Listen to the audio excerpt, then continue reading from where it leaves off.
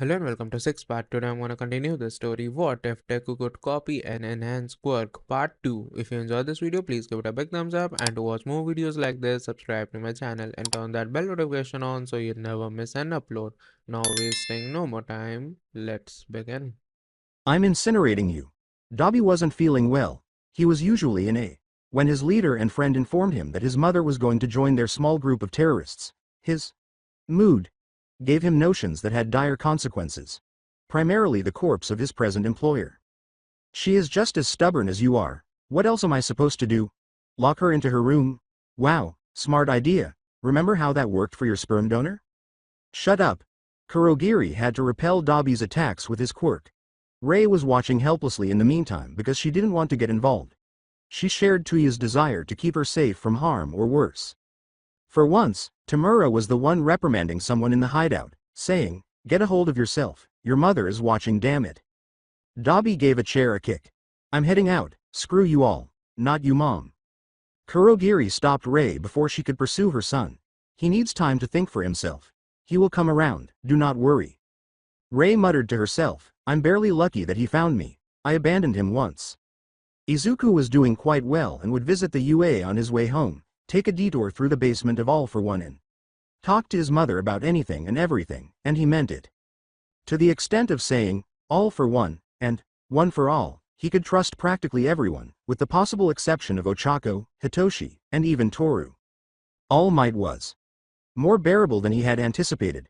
Despite his lackluster performance, he had a basic perspective on the field that All for One would prefer to go deaf than be made to listen to the Symbol of Peace's monologue, even though it didn't always make sense. Speaking of which, Izuku was traveling to Class 1A when he became aware that someone was directly in his path, even though he was not paying attention to his destination, however. He paused and raised his head to see an older boy, maybe a third-year student. He was giving Izuku a dagger-like glare. He had blonde hair and seemed to Izuku like a youthful All Might. Can I help you?" he asked. His peculiarity felt hollow, though, and there was something unsettling about it, similar to a hologram. However, the aggression was genuine, and Izuku wished he wasn't by himself right now.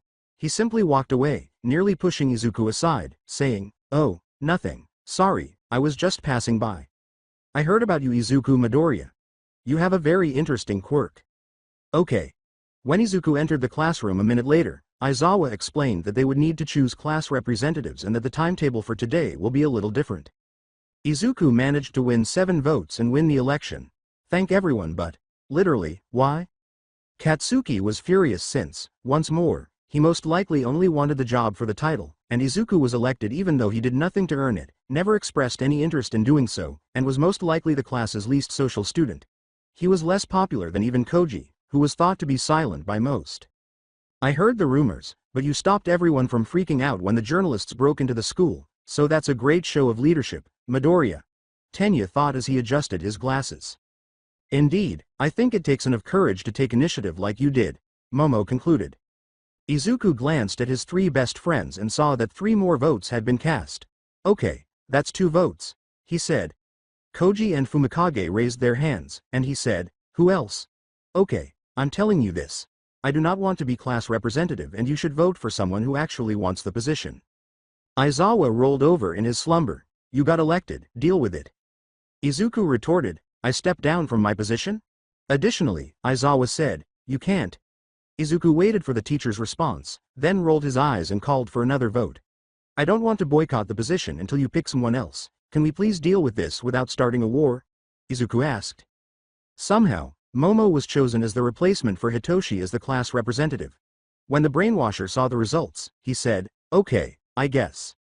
Izuku had heard about this facility previously, so Aizawa told them, "Now that this is done, tomorrow we will be heading to the unforeseen simulation joint. Afternoon classes have been cancelled. Note that your results will be counted for the trimester. USJ. Japan's Universal Studio. No. Oh, I see. 13 owns that location." According to Ochako's enthusiasm, she was also aware of it. 13, a rescue hero with a space-based peculiarity, was her favorite. She muttered, "This is awesome to him." When Izuku saw his friend take a capture band like the one Aizawa uses out of his box, he knew exactly where Hitoshi was getting his ideas. "Now everyone out to Training Ground Alpha, Midoriya. You stay here for a minute, we need to talk about your costume. Speaking of which, Hitoshi, yours has arrived. What about my costume? Aizawa placed a helmet in the shape of a skull directly in front of Izuku after taking a box out from under his desk. Mind explaining this? Izuku thought over his response. Well, Gang Orca dresses up like a mafia boss, so. Izuku was trying his patience, so Aizawa cautioned, you want to beat him at who looks more like a villain. The skull is a big no, make it faceless and why not? The rest is fine, I will allow it for today's exercise. Thank you, sir. Don't push it, at least you aren't wearing a cape. Aizawa gave Izuku the remaining box, which held his outfit. He examined the helmet more closely and was pleased to see that it met his needs. However, it was a little heavy. Izuku was following Aizawa's instructions to head to the training area when he sensed All Might's presence in an apparently empty chamber. Izuku halted in his tracks and stepped back a few paces to listen to All Might say, Mirai says there isn't a better candidate than you. That voice. I trust my mentor's judgment, sir. The blonde boy who gave him a scowl. It was the same Quirk, indeed. You have to understand, this is not a decision you can go back on. Once you take on this mantle. But Mirai probably told you the whole story. All Might went on. Yes. Yes, he did. I'm ready, I won't disappoint anyone. If All for One ever shows up again, I will make sure to send him back to hell. Izuku felt like throwing up. This boy had All for One and was about to become the target of One for All, which had just begun. All Might was going to give him One for All.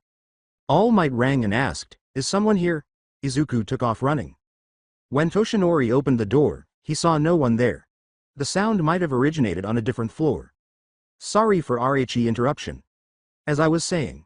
Despite Mirai's recommendation, I want to specify that All for One is dead. Perhaps there are a few of his followers left, but he has been dealt with. The war has ended.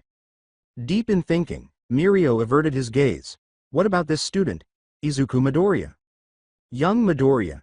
Yes, his quirk is almost like All for One, but he isn't this monster, trust me. How about you go and see him train? He is really impressive, trust me. The offer of a peace symbol.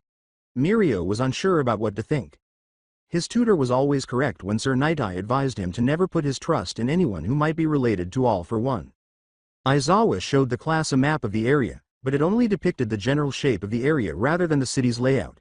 Today's exercise is simple. One of you will be carrying a top-secret package. The goal is to identify the carrier and intercept him before he reaches the gate all the way at the end of the area.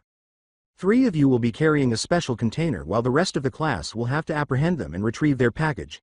However, keep in mind only a single container matters. If the real one gets away, you all lose. Tenya held up a hand. Aizawa-sensei, what kind of package do we have to intercept? Good question. Just keep in mind that sometime you will be asked to execute a task and to not demand details. This is how our job works. Heroes are people with licenses that certifies they know how to use their quirk in the limits of the law. A regular police officer couldn't use their quirk like we do because they haven't been trained. Aizawa clarified. We are specializing agent of society. We serve publicly just as we act in secret. Infiltration, sabotage. Underground heroes are usually referred to as such because we are specialized for this type of intervention. He said. Any other question? Izuku tentatively held up his hand. The other kids, bewildered by Midoriya's inquiry, murmured to one another, is this always legal? They were heroes, but what did he mean by legal? Aizawa took up 3 backpacks and said, we are underground for a reason. But good question. Oh no, he said too much. Runners will be Tenya, Hanta, and Izuku. Grab these and go to the entrance. You have 10 minutes to prepare, same for everyone else. 10 minutes to prepare and to spread out through the city. Unlike your counterparts, you will be given radios to communicate. Tenya and Hanta were chosen by Aizawa due of their peculiar mobility. Was he picked because he enraged him? The unpleasant habit of eraser heads was to punish them if they weren't taking matters seriously enough, or was he attempting to push Izuku's boundaries? In any case, his only option if he wanted to win was to give it his all. Tenna caught Hanta by the wrist just as he was ready to open his container. Wait, what are you doing? The student studying engines exclaimed. Aizawa-sensei said to not look inside. Hanta retorted, but how are we supposed to figure out who is the target? Izuku felt something within his container after shaking it. Izuku put on his bag and checked that it was securely fastened before saying, I am. Anyone got a plan? Hanta simply smiled at Izuku as Tenya crossed his arms and adjusted his glasses. Dude? Tenya stated, Well, we are listening. Go ahead and share your strategy with us, Guy, Honda continued. Why would I have a strategy, I said, if you had one? Izuku deadpanned. His two companions looked at each other. You are the class's analysis person, Midoriya, Ochako, Toru, and Hitoshi keep saying it. You have a plan, of course. Honda and Tenya both had faith in him. He didn't want that role. Being the class representative would have been more appropriate. All for One had repeatedly explained to him how difficult it was to have people view you as their leader and the person to turn to in times of crisis. Okay. Let's see, this is another city, and because the rest of the setting is made up of props and I believe Cementos is in charge of construction, there are undoubtedly no sewers here. They don't know who has the package, so they can't take any chance, Tenya said. Don't undervalue them. To cover more ground, Momo can make drones or even traps. Additionally, Shoto might make the terrain difficult to traverse, especially for you Tenya, but I'm not really sure how bad his quirk is. Meso is essentially a walking radar. Ochako can make herself float above the city, and Koji can utilize birds. Trying not to speak too quickly, Izuku stated, we don't have many options on our side. Dude, this is terrible. Are we losing this? Izuku was meant to assist them, not to mention all the situations that could result in defeat, but Honda's motivation had drastically declined. If we were using reason, each of the three of us would split up and flee. That would make it more difficult for them to adjust to our movements and raise our chances of disorganizing their ranks. Unless we are sticking together and pushing toward a single goal despite the change of strategy. What, however, you just stated. Don't worry, Honda. The outcome will be the same as the original plan, but the impact will be 3 times greater. You're in, then. Let's try this. Coming from the person who can have 20 idiosyncrasies at once, that sounds awesome. Honda was once again motivated. I won't be stopped. Tenya appeared resolute, saying, you can rely on me to breach their defense line. All right, then. We are delivering this secret package. Izuku closed the faceplate, put on his helmet, and lifted his hands in the air, nearly mimicking the all-for-one hallmark position of glory or whatever feelings he wanted to ingrain in his followers' minds. When Tenya and Honda saw Izuku's helmet, they immediately yelled, what the hell is this? As their adorable and amiable classmate with wild green hair abruptly transformed into a death angel, they retreated a few paces. What? My costume is that? I put a lot of work into it, so please don't take Aizawa-sensei's side. He did, producing 7 pages of notes and sketches in addition to a few amended versions, some of which included ideas from All for One. With her eyes turned away from Izuku, Honda asked, just don't stare at us too much. The hardest part had been coming up with a captain to lead their defense strategy, and while the other students didn't necessarily dislike Katsuki Bakugo, they quickly realized that he wasn't a good person. In the meantime, the rest of the class had made excellent use of their time to get ready for the runner's arrival. They agreed that Tenya's quirk made him the primary threat if he ever managed to get past the fortifications and traps they were able to set up, which were quite few but enough to slow him down. Since Momo was so worn out from setting so many traps, Fumikage was chosen to be the captain. Because of their cool demeanor, it was either him or Shoto, but Shoto declined because he believed he would be more effective if he could concentrate on his actions and just follow instructions rather than giving them. How are you, Ochako? Have you noticed anything from your vantage point? The student who was studying birds yelled. Ochako, who was floating around 200 meters above the ground, said, I'm fine for now, I'm stable so I can handle it for a while longer. Her suit did help to keep her warm. I see, they are. From where do they originate? Fumikage pushed. Go straight forward, but all I can see is Izuku. How about the others? They're all together, so don't worry. They might be trying to force our line of defense, Ochako said, briefly releasing her quirk to give herself downward speed before landing next to Fumikage. Izuku cannot employ mutation oddities, Fumikage said, looking at Ochako. Understood, everyone if you heard this, gather to the center of the area, we have to stop them here, focus your efforts on Tenya and Honda. Ochako wanted to mention that Izuku struggled to manage multiple things at once and that they might use this against him, but she thought about the cafeteria and didn't want to see him like this again, but if the others ended up learning about it on their own, so be it. I can't say if this counts as mutation, but I would be more worried about our own quirks. Fumikage rushed down the stairs to assist the others, saying, I will head down, keep watch, if one of them crossed our line I want you to follow them, though I really hope it won't be Tenya. Tenya wasn't utilizing his quirk to help his teammates keep up with Izuku, Honda, and Tenya, who were all sprinting toward them. Their objective was to encourage one another until they made contact with the line of defense. Tenya, remember, whatever happens, you ignore every kind of communication and you take the detour through the buildings when we engage the fight. Izuku gave instructions. Overheading the order, Honda said, "Hey, what's this about? You mentioned that the strategy was to breach their defenses." "That's my job, you have to cover Tenya's escape at all costs," Izuku said, giving Honda the thumbs up. "But you have the package, he doesn't, is that any sort of distraction?" Honda grumbled. "That's the point. It was a wise choice for Eijiro to lead the defense line. If Izuku adopted his peculiarity, he wouldn't have an advantage, but that's not taking Honda into account." Despite being lighter than Eijiro, Izuku's effect was greater with Tenya and Honda supporting him as he went for the hardening quirk. Izuku had to move fast as Denki and Mina arrived. Split, Denki's plan was clear. Use his quirk to stun them, but only if Izuku had something to say about it. He gave the command, and his colleagues moved a safe distance away. After gaining his biological resistance by absorbing Denki's quirk, he forced its activation. Izuku was close enough to be impacted, but Mina was also affected, since she lacked Izuku's resistance. Denki was unable to comprehend what had occurred. Mina had fallen to the ground beside him, and the next thing he knew, Izuku had deactivated his quirk, tasing him. As anticipated, Honda and Tenya were heading to the exit, and Hitoshi was nowhere to be found. The next wave of attacks, Fumikage and Shoto, were more difficult to handle because they had learned from their classmates' mistakes and were using ranged attacks rather than charging head-on. Izuku didn't want to take the chance of stealing Fumikage's quirk, and Shoto was attempting to freeze the ground alongside him.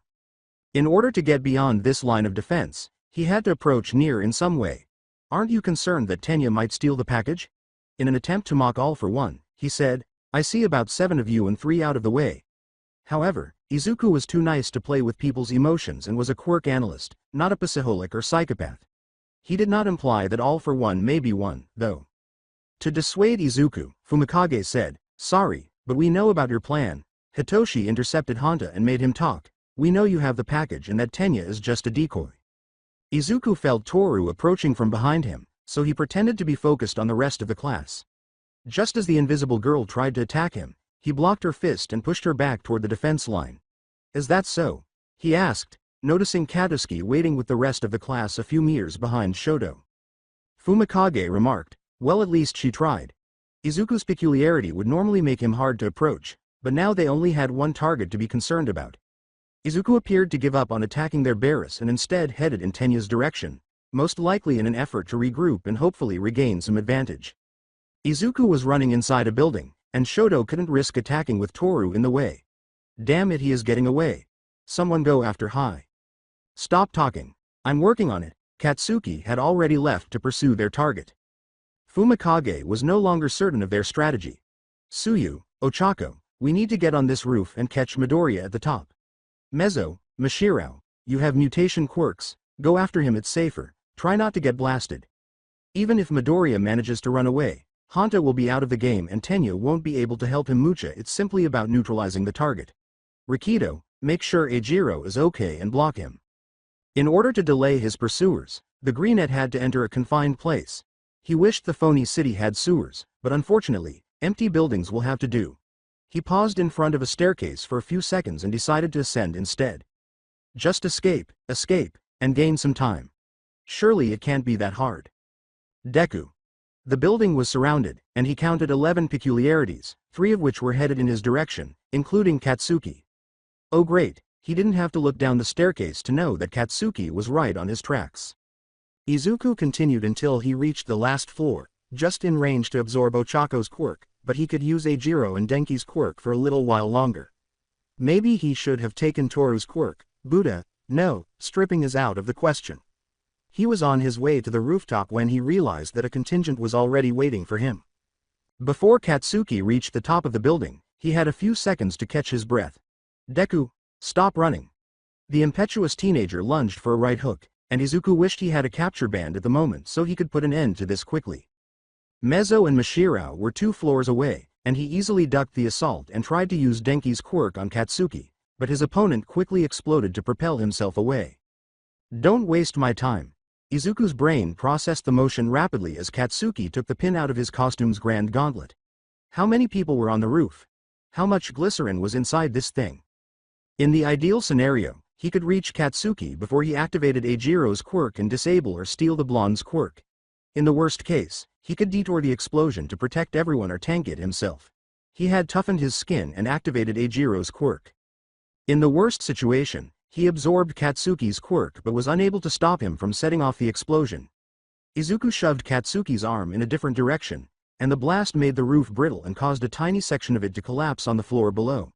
No one was harmed, but Izuku was left shocked. Izuku was pushed back to the other end of the room as Fumikage and Tsuyu moved to his floor through the hole Katsuki had made. Mashirao arrived and attempted to kick him with his tail in Izuku's blind spot, but All for One was able to avoid the attack due to his awareness. Mezzo's attack came shortly after, but this time Izuku was unable to avoid it. The tail student commanded, "Drop the package Izuku, we have you surrounded. We have the low and the high ground, there is nothing you can do," Fumikage stated. "You believe so?" Eijiro and Rikido were waiting to catch him down the street after he sprang through the window, utilizing Ochako's peculiarity to slow his fall. Izuku attempted to jump to another building, but Ochako was on his back, pulling him lower. "You are not getting away, sorry," he fought, but it was too late, he had been caught off guard, and Ochako had not used her quirk when she leapt to the ground. One move may have helped him find her, but Izuku simply couldn't concentrate on so many things at once. For the sake of realism, Aizawa might as well let this happen. The greenette sat down on the ground with his legs crossed, waiting for the big reveal. Okay, I surrender, no more punching please." He let gravity do his thing and was apprehended by his classmates, who even handcuffed him with a fake pair. "Congratulations heroes, you caught me." He continued to play along. "You're correct, villain. We also have your Kargason, Sugar Rush, the backpack please." Rikido looked into Izuku's rucksack as Eijiro tried to play the role of the hero. As he continued to look, the sugar student even turned the back inside out to make sure the gift wasn't perfectly concealed within. "It's empty." The awkward stillness that ensued was wonderful, and Izuku relished every moment of it. "What? Where did you hide it?" Eijiro said, breaking the act. Izuku's strategy had succeeded. All he needed to do now was wait a little while longer and "I didn't hide anything, you just got the wrong information." Aizawa declared over the radio, "End of the exercise, the runners have successfully delivered their Kargason." The teacher went on, "Izuku, you are free to explain your plan." It was obvious Hitoshi would try to brainwash either Tenya or Honda to get them out of the game as soon as possible. I'm not sure how he did it, but it happened anyway. Izuku started to rant. Tenya had his orders, ignore everything and run for the destination. Honda didn't know we swapped containers. The plan was to distract you long enough for Tenya to be safe. Not that I didn't trust Honda, but he was the most susceptible of being brainwashed and used for informations. To test All for One's theory, Izuku responded to Hitoshi's voice, "What about you? What makes you so sure you can't be brainwashed?" He sensed Hitoshi triggering his quirk, but it was uncontrollable, so he said, "I got my own solution." The purple-haired boy was astonished, saying, "Wait for real? How?" "Sensei was correct, this helmet is the greatest." Izuku asked, "I will explain later, let's go back to Aizawa-sensei. Can you remove my handcuffs now?" Rikido was about to comply when Momo interrupted the sweet student. The creation student questioned, "Wait. Aizawa-sensei? Are we legally allowed to negotiate prisoners as trade in exchange of the package?" For a few seconds, the radio was silent. In a real situation, that would be your best shot to either get back what you couldn't intercept or try to gain some time and intelligence in order to get it. We do not have the time to proceed with this though, plus it's something that will be covered only in third year with teachers playing the part as villains. Good thinking though, extra points for you, do not think it excuses defeat, according to Eraserhead. Congratulations runners, you delivered your package, defenders you did as good as you could. The enemy was clearly advantaged, but had it not been for disinformation you might have followed Tenya instead of Izuku and recovered his package. Aizawa gave a briefing. Villains have the advantage of the first move most of the time, but if you take it away from them then it's basically about setting up the perfect trap. The student who was brainwashing caught Aizawa's attention.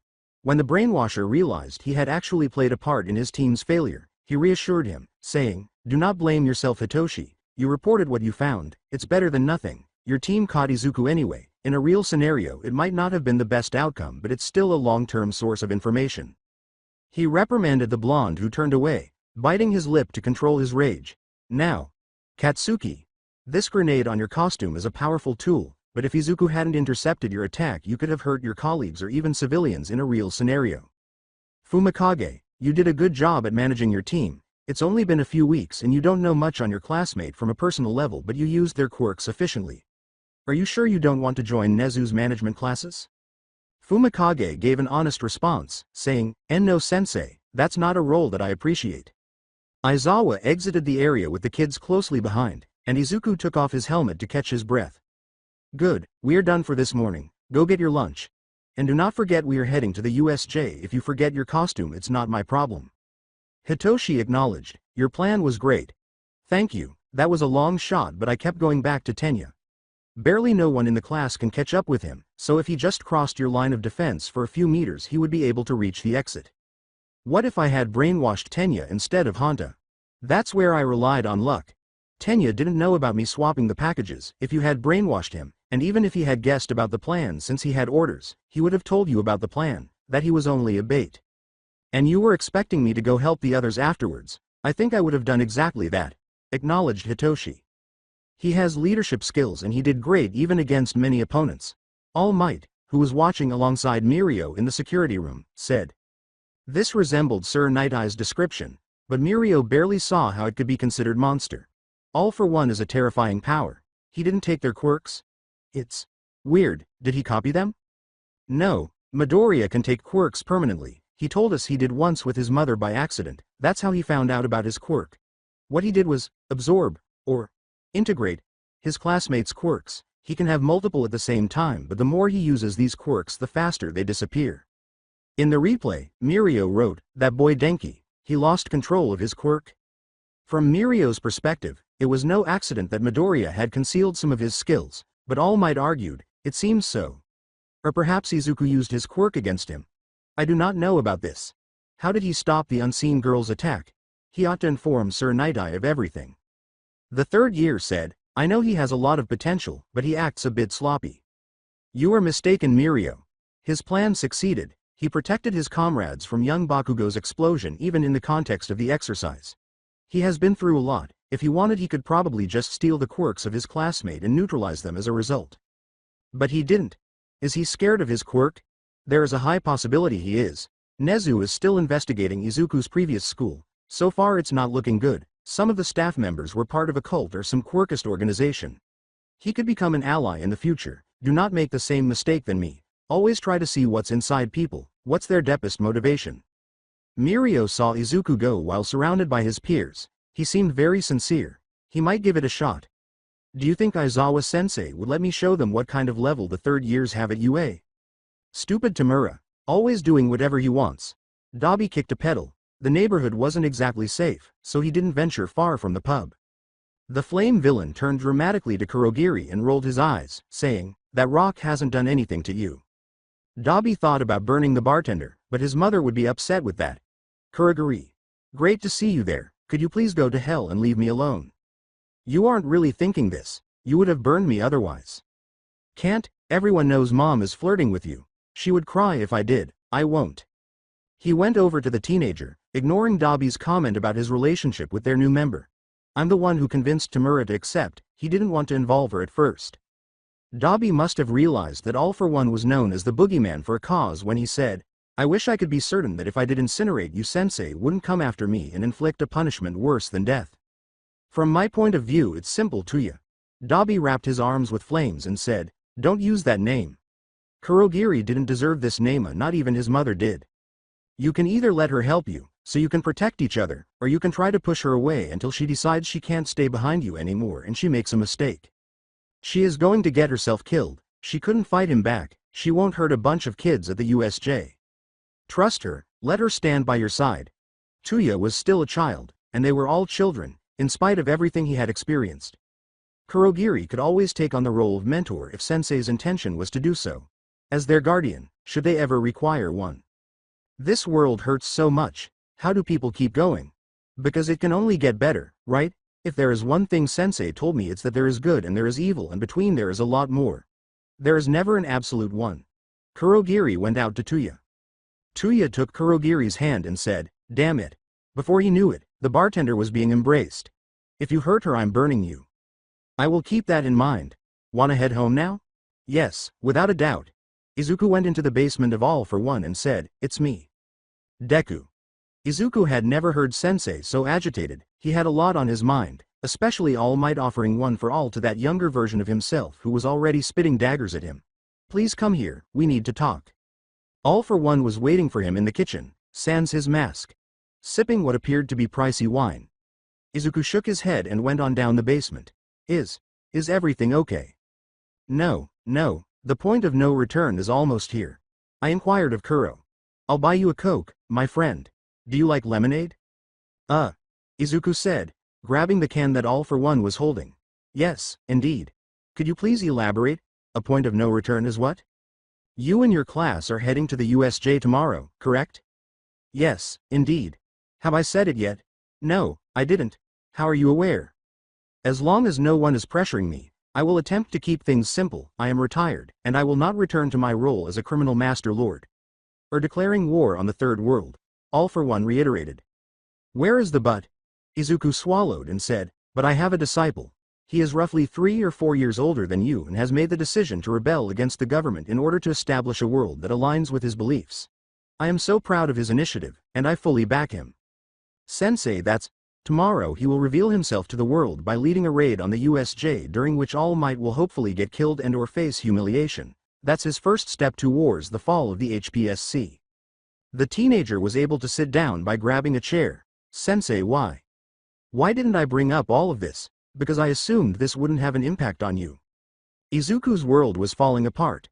He felt foolish, deceived, and unable to believe that this man was actually retired. To make matters worse, he said, I'm at UA. I'm telling you all you need to know because of this. There will be a war, and if my apprentice doesn't initiate it, it will be another idiot like Redestro. I can't keep you in that happy circle any longer. No, it would be best if it took place right now. I have faith that you will realize your dreams of being a hero. You are insane. Izuku had the right to know. He deserved to be Furiosa to disrespect All for One without fear. Am I crazy? Wow, you should have realized this month ago, but once more, you are the kid with the world's biggest quirk who became friends with the world's worst villain and paid him visits nearly daily, like that strange uncle who might or might not be linked to him for some cosmic reason. Izuku was unfazed by the villain's retort before he punched his hand through the table since he had sensed the peculiarity building inside the man's arm since they had first spoken. Have I been taken advantage of? The Greenette made the charge. I told you what I know, not everything, but a lot, and I entrusted you with the secret war between One for All and All for One, the villain said, staring at the teenager until he turned away, acknowledging that he was correct. If I did you would know. Why do you suppose I revealed the HPSC's secrets and discussed my previous company? Are you attempting to transform me into yourself? I want you to forge your own road since I followed some foolish wrath and I'm trying to make you better than me. Because this is what happens if you don't. All for One pointed to his face. If you're lucky, you can atone for your sins and previous transgressions while you're in a basement with 1 or 2 true friends. I should just go home, he said, grabbing his backpack. We're done, I'm done. Deku, I just ask that you take a moment to sit down and consider everything. If you choose to go and never come back, I'm not stopping you, but tomorrow will come regardless. After that, what should I do? Take a side, it's too late, One for All has been passed along, and the new holder has already set his sights on me. He opened the refrigerator and uncorked another bottle, saying, that changes a lot of things. The villain waited for Izuku to take a seat, and the teenager did so after taking a big breath. All Might was talking about One for All with a boy who was older than myself. He desired to give him it. Hisahida. He claimed that his mentor had been recommending him to All Might or a comparable organization. Have you heard someone's name? Izuku concentrated on his recollection. Mirai? He massaged his face and said, Mirai Sasaki. He is also referred to as Sir Night-Eye. It could have been worse. All Might's first acolyte. You referred to him as a zealot. Can you tell me the precise reason right now? Please stop lying. Izuku saw the villain hadn't had any alcohol when All for One placed the bottle on the counter. Should he have told him that he was responsible for not drinking in front of a minor? Night-Eye is. Since humans typically employ less than 10% of their brain power, imagine that someone is activated by something extremely specific, like another person's blood. His quirk allows him to see the future, or what he believes to be the future. He noticed something connected to All Might? Additionally, remember that One for All is similar to a shared awareness. He must have been sufficiently stimulated to send him years later. He must have seen something so bizarre that All Might's eccentricity drove him insane. Insane enough to raise a child to be the ideal one for all. From his perspective, naturally. As if you had prepared someone to replace you? Izuku made fun of it. I know Tamura better than you do. He's a bright young man with a dark past. I hope you get to meet him as an ally rather than an enemy. As a companion. The teenager finished. Yes. Maybe as friends, yes. He is not a monster just because he wants to kill everyone. He intends to murder. He wants to murder the person that more than half of the nation looks up to. He also wishes to demolish the representation of naivete and apathy. Do you recall the time you stepped in to save Katsuki Bakugo? What were they saying? That he would be saved by another hero? All Might is a pillar. He has become the cornerstone of this nation, but he is not immortal. He will eventually retire, and the fallout will be catastrophic. So why would you want to kill him? Tamura's vision is correct. As I mentioned, it's about undermining society. I still wish to see my brother again before I did, but I'm going straight to hell nevertheless. Isn't that obvious? You think there is an afterlife? Izuku's eyebrow went up. The existence of one for all is more than enough to convince me that it exists. Believing is positive and inspires people. Otherwise, you can squander your time on things that science can establish and never question anything in your environment. Deep in thought, Izuku gazed at the table and asked, "What should I do?" I won't ask you to take sides. Just follow your heart. I have faith in your judgment. You could always choose not to attend USJ if you have any doubts. Act as though you're ill. How would it appear if I were the only person absent on the day of the USJ attack? I must leave and... Izuku rested his head on the table, exhausted, and hoped that he could protect everyone. And need compelled Shigaraki to sit next to Izuku and provide him with physical assistance, but he never followed through on this idea. And 3 minutes ago you were about run away and never come back. With a sigh, Izuku said, I don't dislike you. I simply detest that you didn't bring up all of this garbage. I would have avoided you if you had. All for One came to the conclusion, then I regret nothing. Izuku got home late. He quietly exited All for One's basement, and the villain decided to let him go. He needed someone to talk to, more than anything else, because he had a lot on his mind. He couldn't even pretend to be alright. What would the point of this be? Hey, Mom, I'm home. He was anything but fine. His mother was running toward him when he heard her drop something in the kitchen.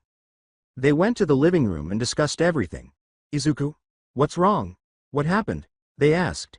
He was never reprimanded by Inko, who allowed him to talk about One for All and All for One, the exchange between All Might and the student who had been taught by Sir Night-Eye for years to accept the peculiarity of the symbol of peace, the disciple of All for One, and what will take place at the USJ tomorrow.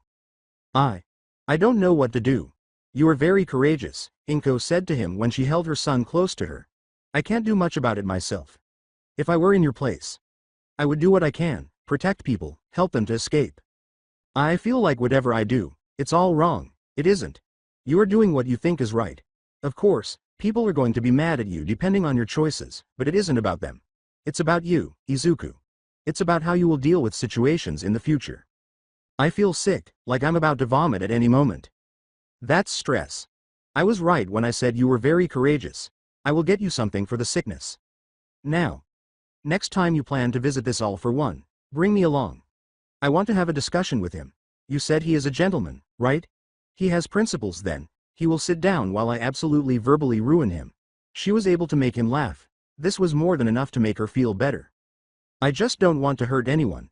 It would have been worse if he didn't tell me anything. At least he was honest with me. Is it wrong to still like him as a person? Inko was correct from the start. All for One had put their kid in danger, albeit unintentionally. All for One? I blame him for keeping secrets. I would also blame him for not distancing himself from you when he knew that it might put you in danger. She had to express it and hoped Izuku would accept her choice. You are almost an adult, Izuku, but there is one thing I have to ask you. From now on, do not meet with All for One. No more villain hiding in his basement, okay? Why yes, Mom. Izuku realized that this was the proper course of action. Going forward, there would be no communication with All for One. While it lasted, it was fantastic. As soon as Izuku entered his bedroom, Inko rushed to her phone and called Kurogiri. Let's get Katsuden. I will order it. Go remove your uniform and rest a bit. Inko. What's the emergency? USJ tomorrow. Rings any bell in your head? The bartender let out a sigh. He told Izuku. How much? According to Inko, enough to give my son a headache and bring his close to experiencing a panic attack. I want you to promise me one thing. Kurogiri groaned, but Inko remained silent. If it's about ensuring Izuku's protection, I have already sworn to Shigaraki. You expected me to hurt your son? Kurogiri asked. Of course not, why would you doubt me? Inko's face began to smile. You are the most genuine individual I know. One more thing, while you are at it, could you steal some katsudon and deliver it to our doorstep? The warp villain, she thought, swore just far enough from the phone to be unheard. Inko, I am not your personal. Or else I'm using my free time tonight to commit murder on all for one, Inko said. Kurogiri thought about the mess he would have to clean up in this particular situation. All right, give me 5 minutes. Despite the slim odds, Inko managed to accomplish her objective. Izuku's bedroom door opened, and Inko heard it. The former vigilante changed her voice. She hung up the phone and said, "Thank you, sir." She said, "Dinner arrives in 5 minutes," in a much more pleasant tone. So quick," said Izuku.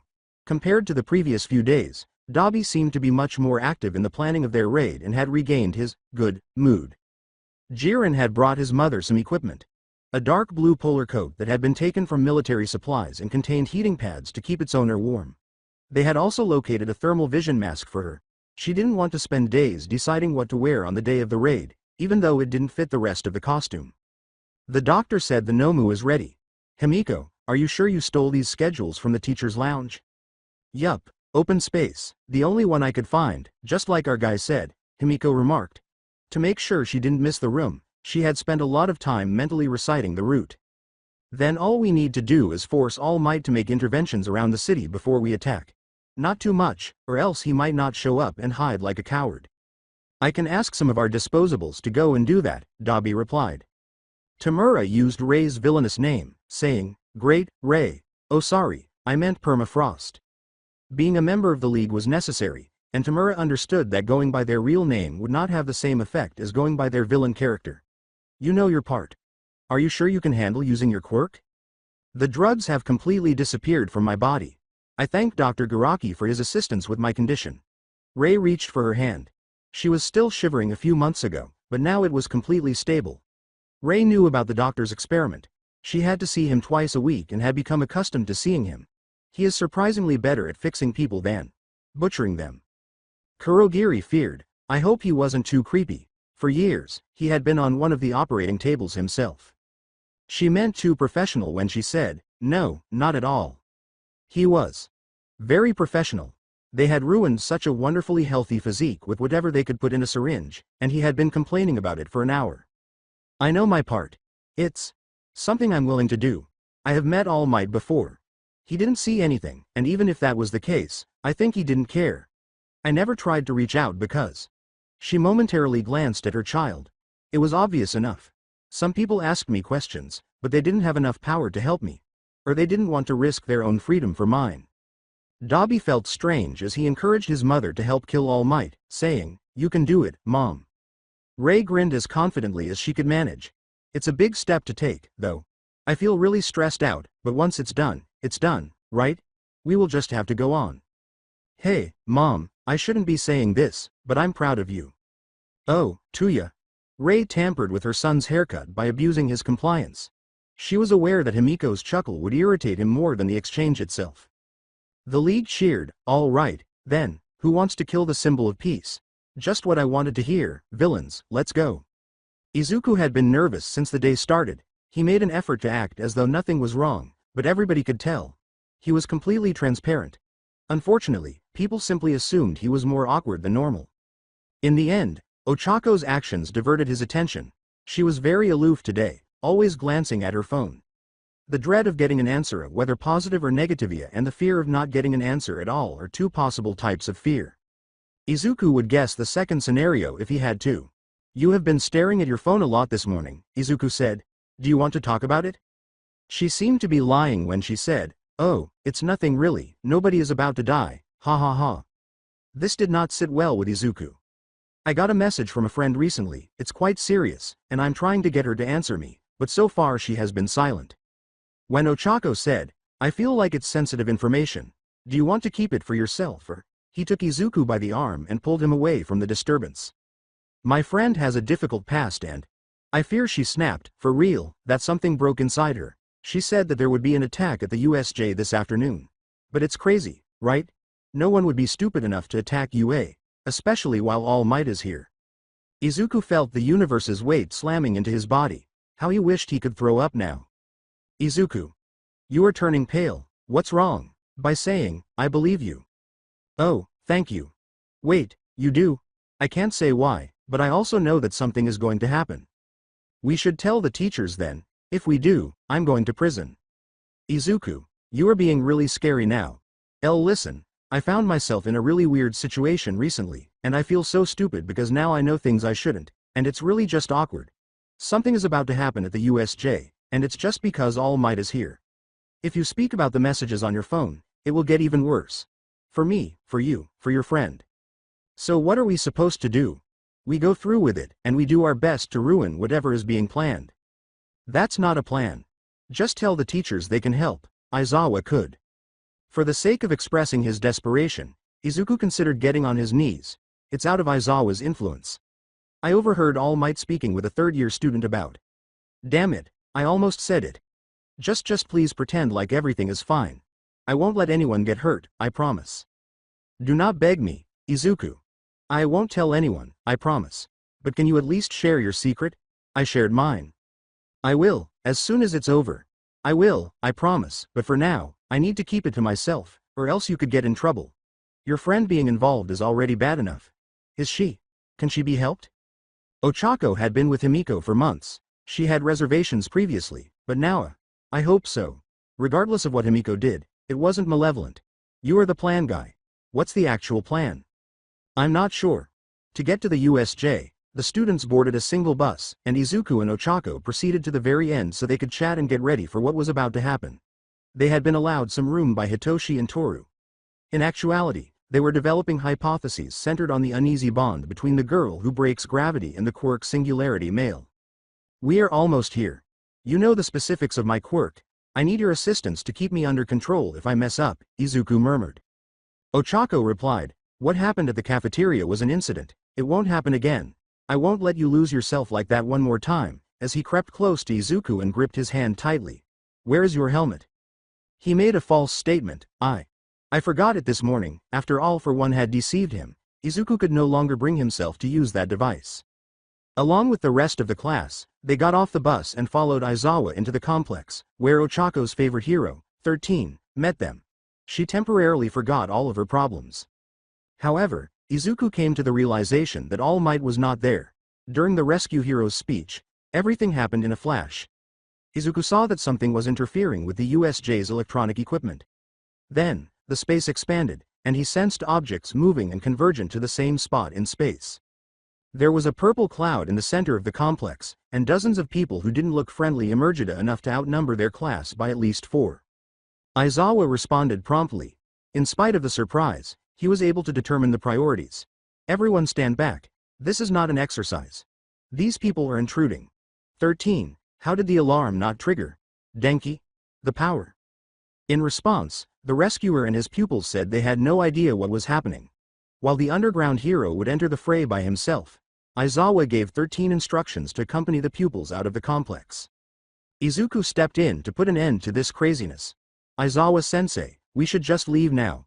They're too far away to reach us, and if their transport quirk tries to catch us off guard, you can always just stop them. Why would you fight when we can escape and prepare a counterattack? Eraserhead snatched up his scarf and complained. He probably avoided hostage situations because he works underground and didn't give the subject much thought at the moment. Good thinking. Everyone run to the exit. 13 and I will cover our escape. The villain with the mist transportation quirk materialized above them, obstructing the path to the exit, exactly as Izuku had imagined. Greetings, students and teacher. We are the League of Villain. I apologize, but for the sake of our plan, we request that you do not leave this place yet. When Aizawa used his quirk on the mist villain, it appeared to have no effect. It only weakened for a brief period of time. Eraserhead was unable to keep a direct line of sight with the villain because of his quirk, which Izuku discovered possibly too late. Everyone stand clear. 13 lifted her arm, ready to use Aizawa's quirk to have the villain move aside after realizing that it was having little to no effect. However, Katsuki stepped too close to 13 and stopped her from using her quirk by taking out the pin of his grenade gauntlet and pointing it toward the mist villain. Eat this. A disastrous error. Katsuki's intangible condition would probably prevent the villain from being impacted by his quirk, and now that there was so much smoke, Aizawa was unable to undo the villain's quirk. Kurogiri laughed and swallowed the teacher and the pupils in his fog. It was obvious to Izuku that everyone was being relocated. He tried to neutralize the villain's peculiarity with his free hand while holding Ochako's hand to keep her near. It didn't work. This peculiarity felt familiar, but it was also unnatural. It was obviously a forced mutation caused by All for One. They had been in this state for years, though, based on how stable the teleportation villain's quirk was. The majority of the students were gone, but not by much, when the mist cleared. Naturally, Izuku could still sense their peculiarities dispersed throughout the USJ. They wouldn't discard valuable hostages, however, if All Might didn't appear. In an attempt to neutralize the evil, 13 lifted her arm. Izuku sensed the impending event. However, it was too late. 13, stop, because the rescuer didn't listen. She was lacerated in the back by her own attack. There was so much blood that 13 fell to her knees, exposing her behind. Mutation or not, Izuku lost it and had to act. Reaching out to the mist villain, he turned on All for One. The crimson tendrils touched. He could fight back with this quirk, which felt weird and was a terrible mutation. How? Izuku punched in an erratic manner. He concentrated on his target, the villain's neck, the sole exposed area of their body. His fist struck the plate. It was awful to feel a piece of his own flesh come away like this. However, this strange impact was bearable. The villain had to back off as Izuku continued to assault. He inquired, Ochako, how is 13? The girl with the gravity hurried to her hero. At least 13 was breathing, even though it didn't look good. We have to get her out of here. She is losing a lot of blood, and we have nothing to help at this point. I could try to stop the bleeding with a piece of cloth if I had one, she said. Since he was unable to eliminate the villain's teleportation quirk, such a horrible ability in the hands of Teleportation Aizawa felt worthless. Izuku, can you transport everyone away from the complex? Izuku gave Eraserhead's query some thought. He wanted he could. It would resolve the issue. I'm not sure I have enough control to do that, and if I messed up during the process, I could end up killing someone. Eraserhead put on his goggles and nodded. I understand. Help the others to evacuate. I will delay the rest of their group. I trust that you can keep this one away. Iida, use your quirk and run back to UA. Warn the teachers. We need backup as soon as possible. The doors started to close as the engine team ran toward the exit. Obviously, someone was tampering with the security system. The mist villain had vanished, returning to the USJ Plaza and conversing with what Izuku believed to be their leader of the thing. Beside the leader had at least 5 peculiarities.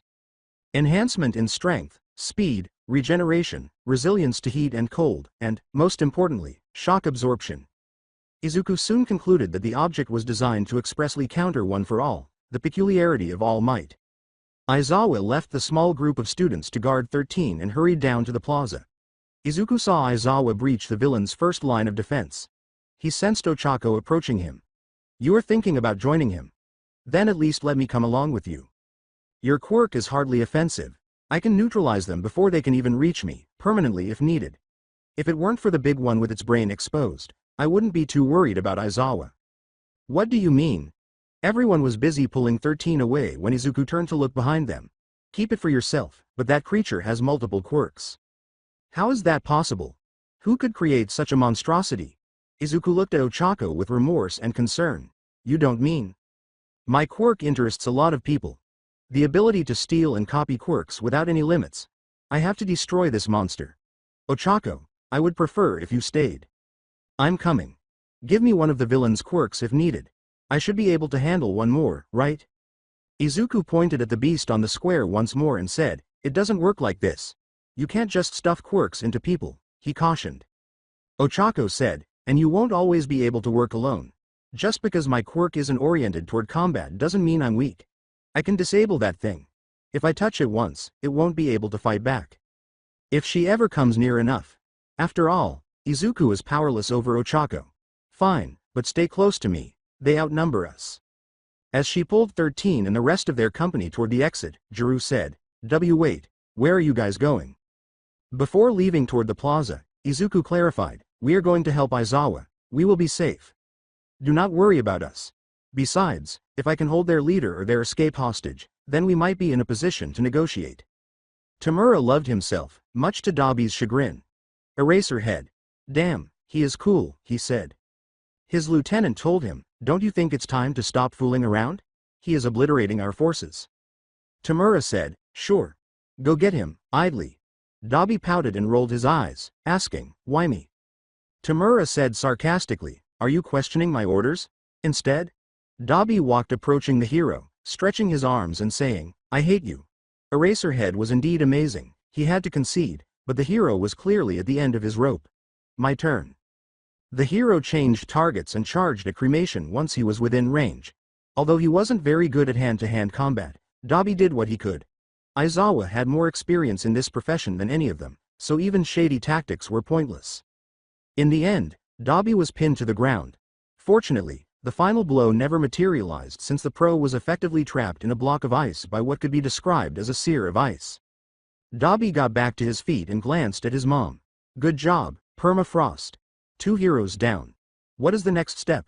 Where is Kuro? Tamura sided with Dobby. The league leader glanced down at the disabled hero and said, Himiko has taken control of the security system and let one of the students escape, just as planned for the backup. Kurogiri is supervising the students to make sure they won't cause too much trouble. His foot pressed against Eraserhead's shoulder. You are cool, really, but now we need you to remain still. It would be a shame if I had to turn you into dust. Nawa, he said. Where is All Might? Tamura noticed a couple of students racing to their deaths in an attempt to save their teacher. Eraserhead fought, but the solid, thick ice was too much. He said, turn back now, do not fight, to his pupils.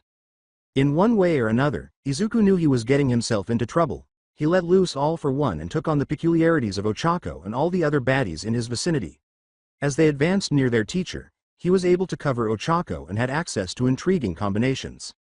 Ochako said, Izuku, isolate Aizawa-sensei now.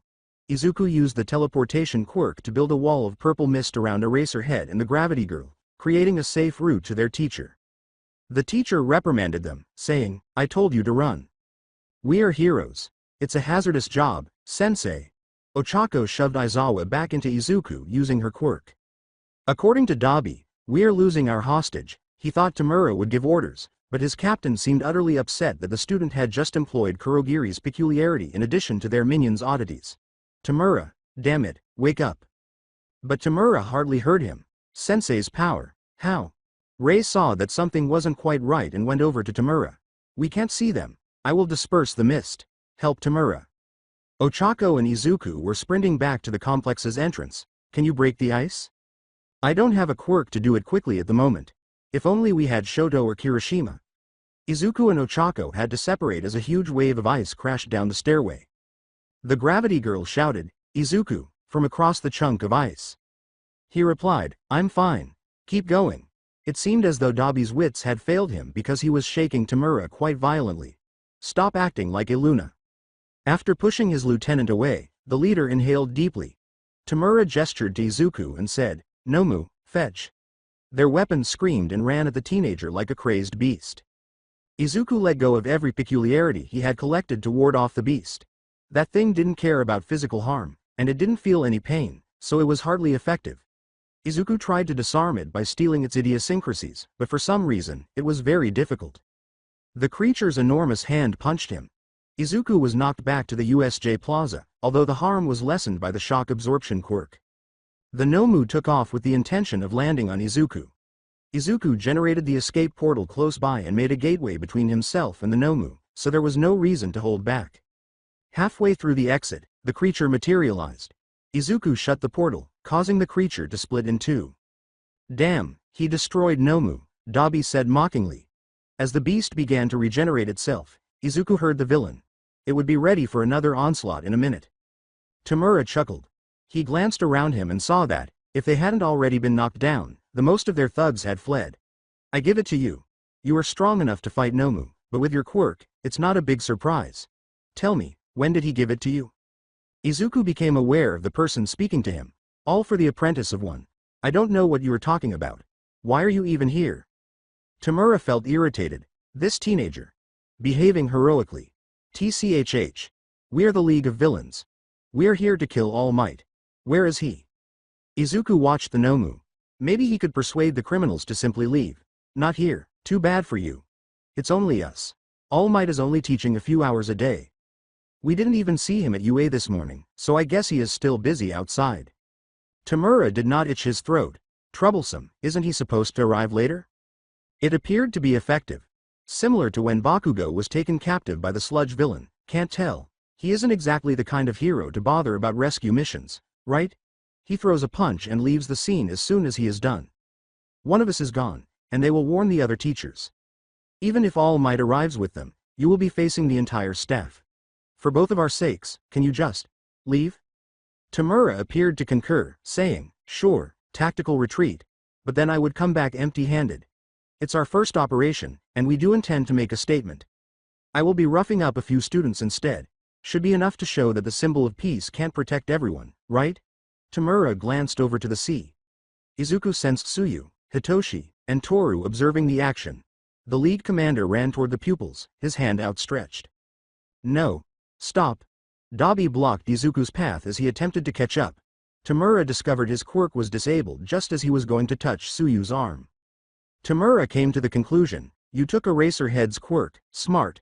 Dabi fled next to his mother after realizing that he may be in a difficult situation if he remained too close to the pupil. It was stunning to hear Izuku say, you can kill All Might. I don't care, damn it. But you don't have any reason to hurt or kill us. Tamura was drawn to it. The bad guy was interested. If I let you go, I won't have any hostage to keep All Might in check, and don't even pretend you wouldn't try to help him. Izuku remained alert and motioned for Hitoshi and the others to leave Tamura alone. The three of them ran behind Izuku when Hitoshi kicked Tamura back. Toru interrupted Hitoshi, saying, Tsuyu, Toru, this guy is too dangerous for hand-to-hand fight. I can keep my distance with my capture weapon, but...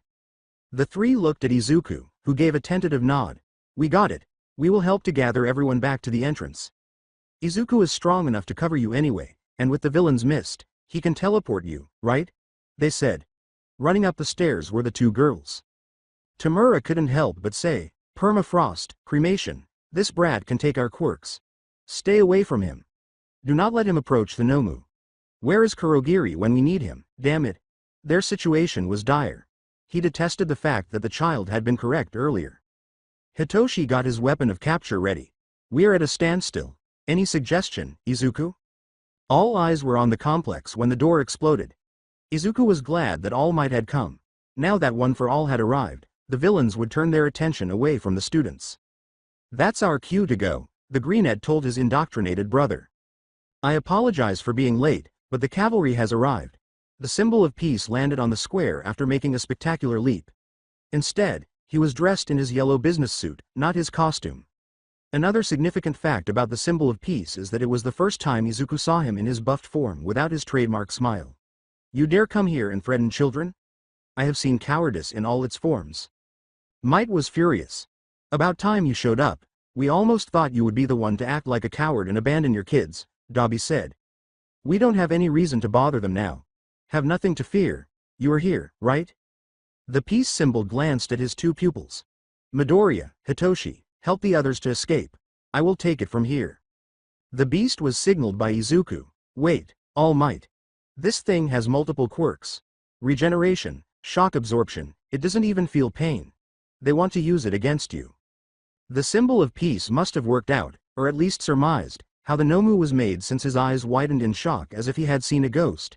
Izuku nodded and asked, multiple quirks, you say? I see. Did you manage to? Izuku turned back to the gang of criminals and said, I tried, but I can't. It's too resistant. This one has a strong fire quirk, and the other next to him has an ice quirk, and their leader has some sort of disintegration contact quirk. Their advantage had just been blown, and Tamura was losing it.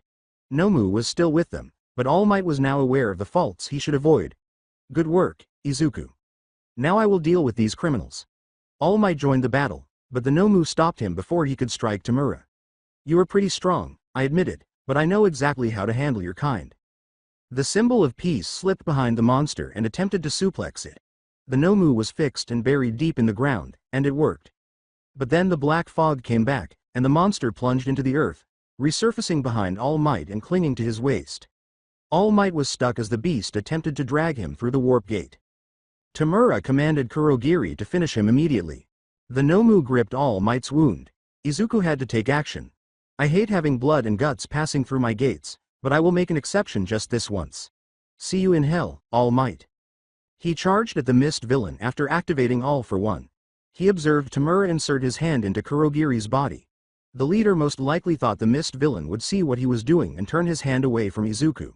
But it never did. Izuku attacked Kurogiri and caused him to lose control by taking advantage of this minor error.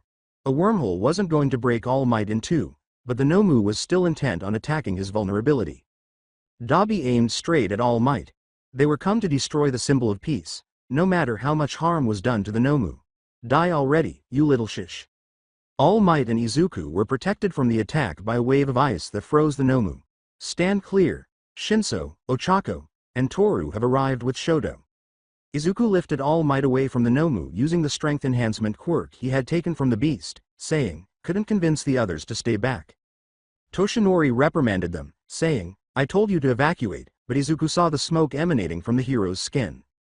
You can't pretend for long, Izuku said All Might in a whisper. The symbol of peace wished he could object, but his student was correct. Let us handle this. We can hold on until reinforcements arrive. The others do not need to see you in this state. He had to keep this shape for the time being. Izuku said, you are bleeding a lot, loud enough to maintain appearances. That creature targeted the stomach specifically. You can't fight it, but we can. Ochako, Toru, assist Shoto. I need you to occupy the fire and ice villains. Hitoshi, you know how to contribute. I will go against the monster. If I can take its quirks, then they don't have their weapons anymore. Avoid physical contact at all costs with their leader. Like Aizawa's scarf, Hitoshi made a capture band. Gotcha. Try to keep the mindless brute away from us. The peculiarities of Ochako and Shoto were assimilated by Izuku, who would require them in the battle against the Nomu. The frozen portions of the monster's body had already been restored. If you burn it, you might be able to prevent it from regenerating indefinitely, Shoto said. While Izuku tried his best to keep the Nomu away from his pals, the four students fought the League members. That thing was doing everything it could to achieve its objective, which in this case was to kill its opponent. At one time, they were human. Maybe now they were merely a living mass of flesh. Ochako, Toru, and Hitoshi were a huge help against their boss and the teleportation villain, while Shoto was able to contain the fire and ice villains. It ended with either the Nomu or Izuku losing. Neither side could win. Izuku repeatedly set fire to the Nomu, turning its flesh into actual charcoal in the process. And it continued to regenerate. It was illogical. His energy and alternatives were dwindling. Izuku pulled as hard as he could, one quirk at a time, until the Nomu was practically quirkless. He froze the creature completely and grasped onto its head. Ah, sparks of strength, speed, reflex, shock absorption, and regeneration blazed through one's body. The Nomu gave an agonizing screech, went slack, and then at last showed indications of weakening. They both fell to the ground, weak and depleted.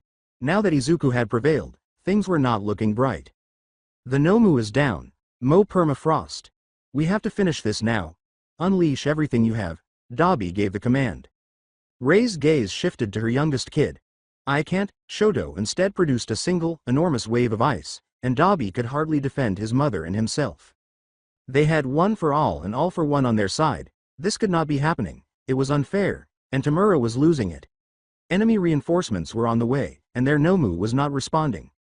Kurogiri, get us out of here and do not forget the Nomu. As Tamura had commanded, the mist villain enveloped them with their weapon and his peculiarity.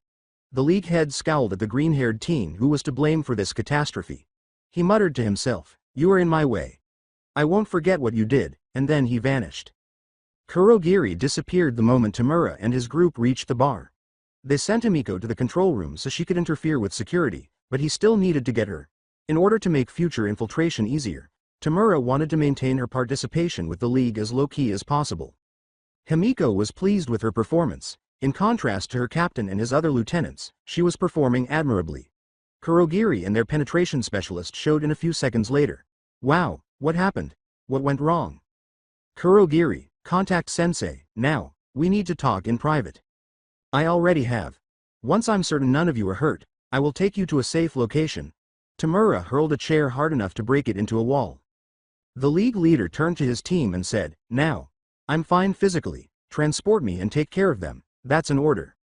Despite his reluctance, the bartender had to follow Tamura's instructions. Very well. Kurogiri instantly twisted his leader to the location of All for One. Then he went to see how Rei was doing. Do not blame him. This kid who fought our Nomu can take quirks. Tamura must have been really disturbed. Despite her trembling, Rei mustered a grin.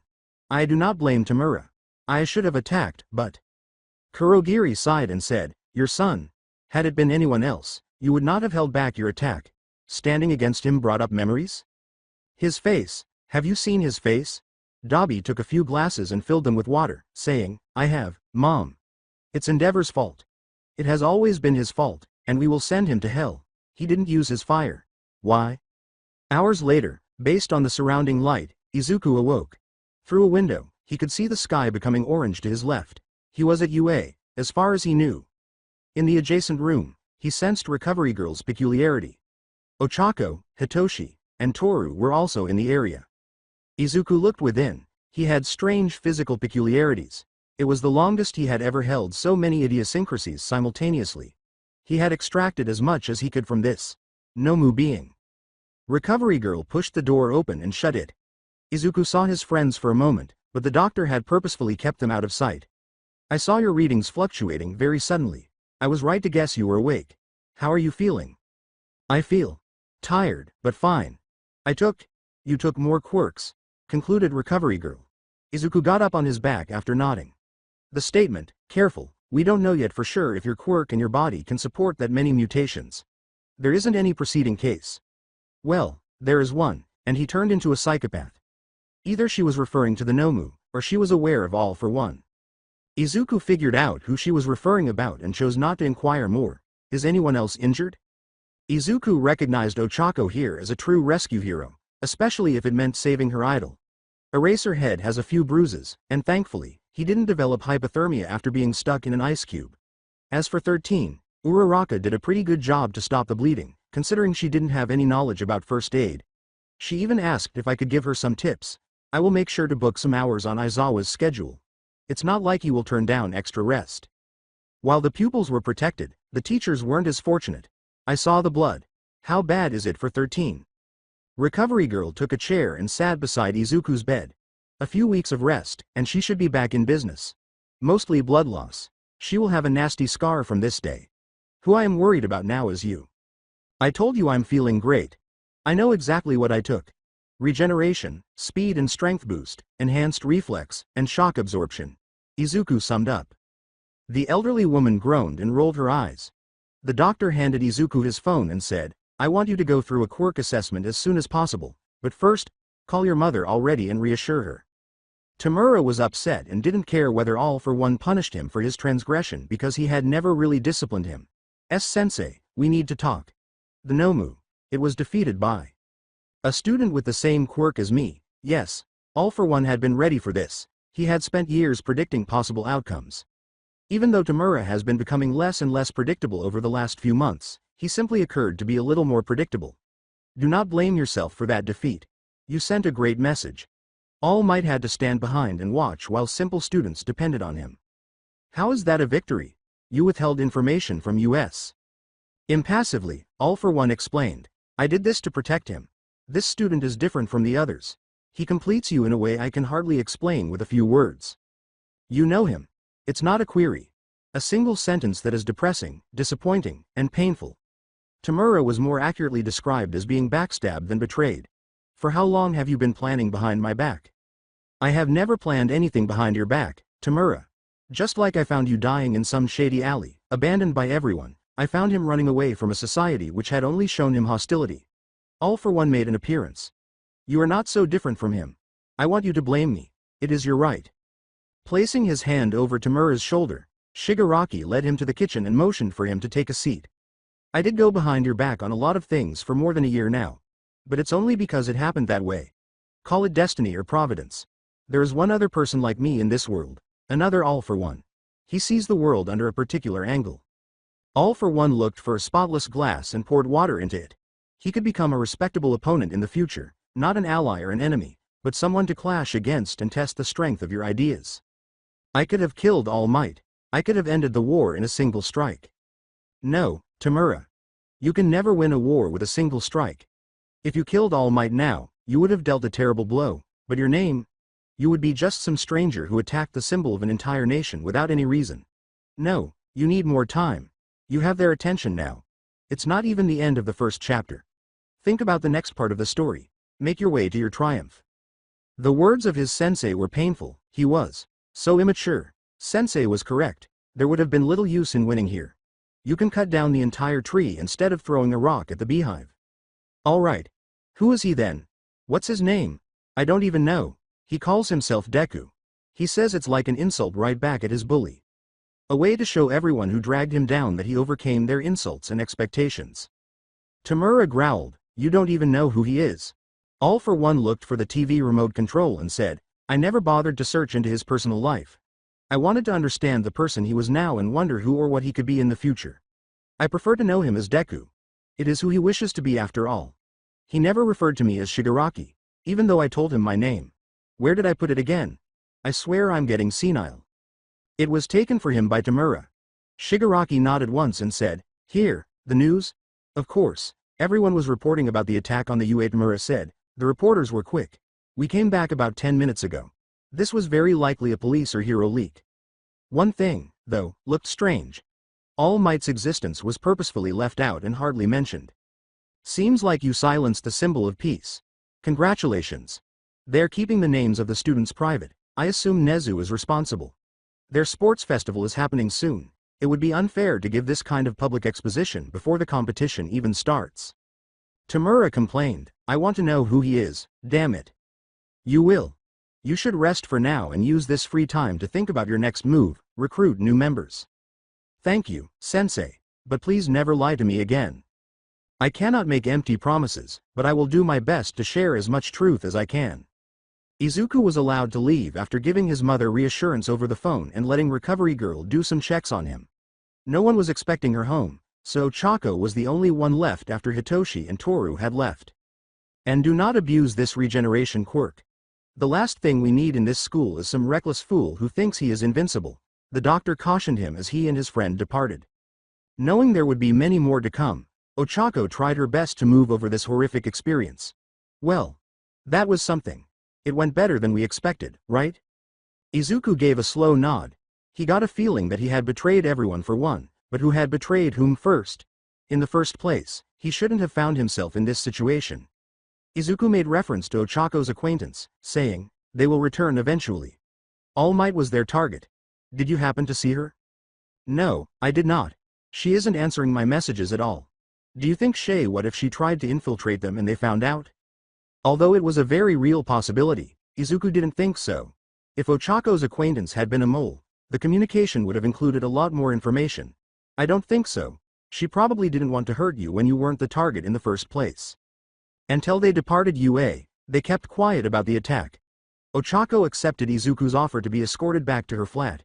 "You said you knew about the attack too. Now that we are alone, do you mind telling me the truth?" Izuku pulled out his phone and looked for a video online. Because All Might was connected, he located it quite easy. The event with the sludge villain. He let Ochako see it through to the very conclusion.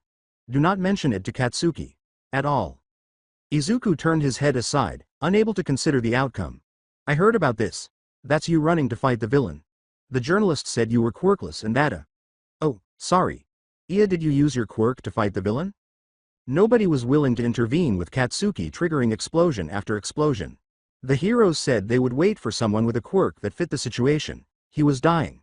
Even if he is trash, I couldn't just let someone die like that. Ochako returned his phone to him once she finished observing. It all began right after this event. "I was exhausted and mentally unstable.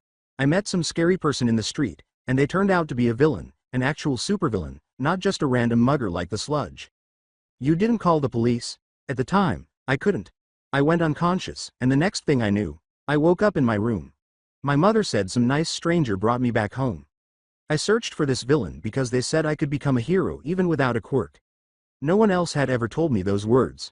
It's all I ever needed." Doubting himself, Ochako said, "A villain told you this?" After discussing All for One, his encounters with Sensei, and how the villain ended up on life support in a basement, Izuku continued, saying, They have the same quirk as Mei, the ability to give and take quirks, with a few extra tricks of difference. Naturally, he also had to bring up One for All. Izuku hardly noticed the passing of time. Now he was at Ochako's tiny apartment, sitting on a futon, holding a cup of tea. Looking around, Izuku recognized the discomfort of his situation and said, "And now we are here, stuck in a war between literally the sides of good and evil. Wait, what time is it again? Did I even notice you allowed me inside your home?" Well, no you did say I had a nice place to stay and that you enjoyed the tea. Are you sure this lack of attention is not due to your quirk? And no, that's really just me. You are taking it pretty well. To be honest, it's all insane, but it's less insane than it could actually be, except for the part where a third year actively wants to beat you up. I don't want to think about it. The more I do, the more I know it will happen eventually. According to Ochako, who was sitting in front of Izuku with a replenished teapot, if it does, it won't be that bad.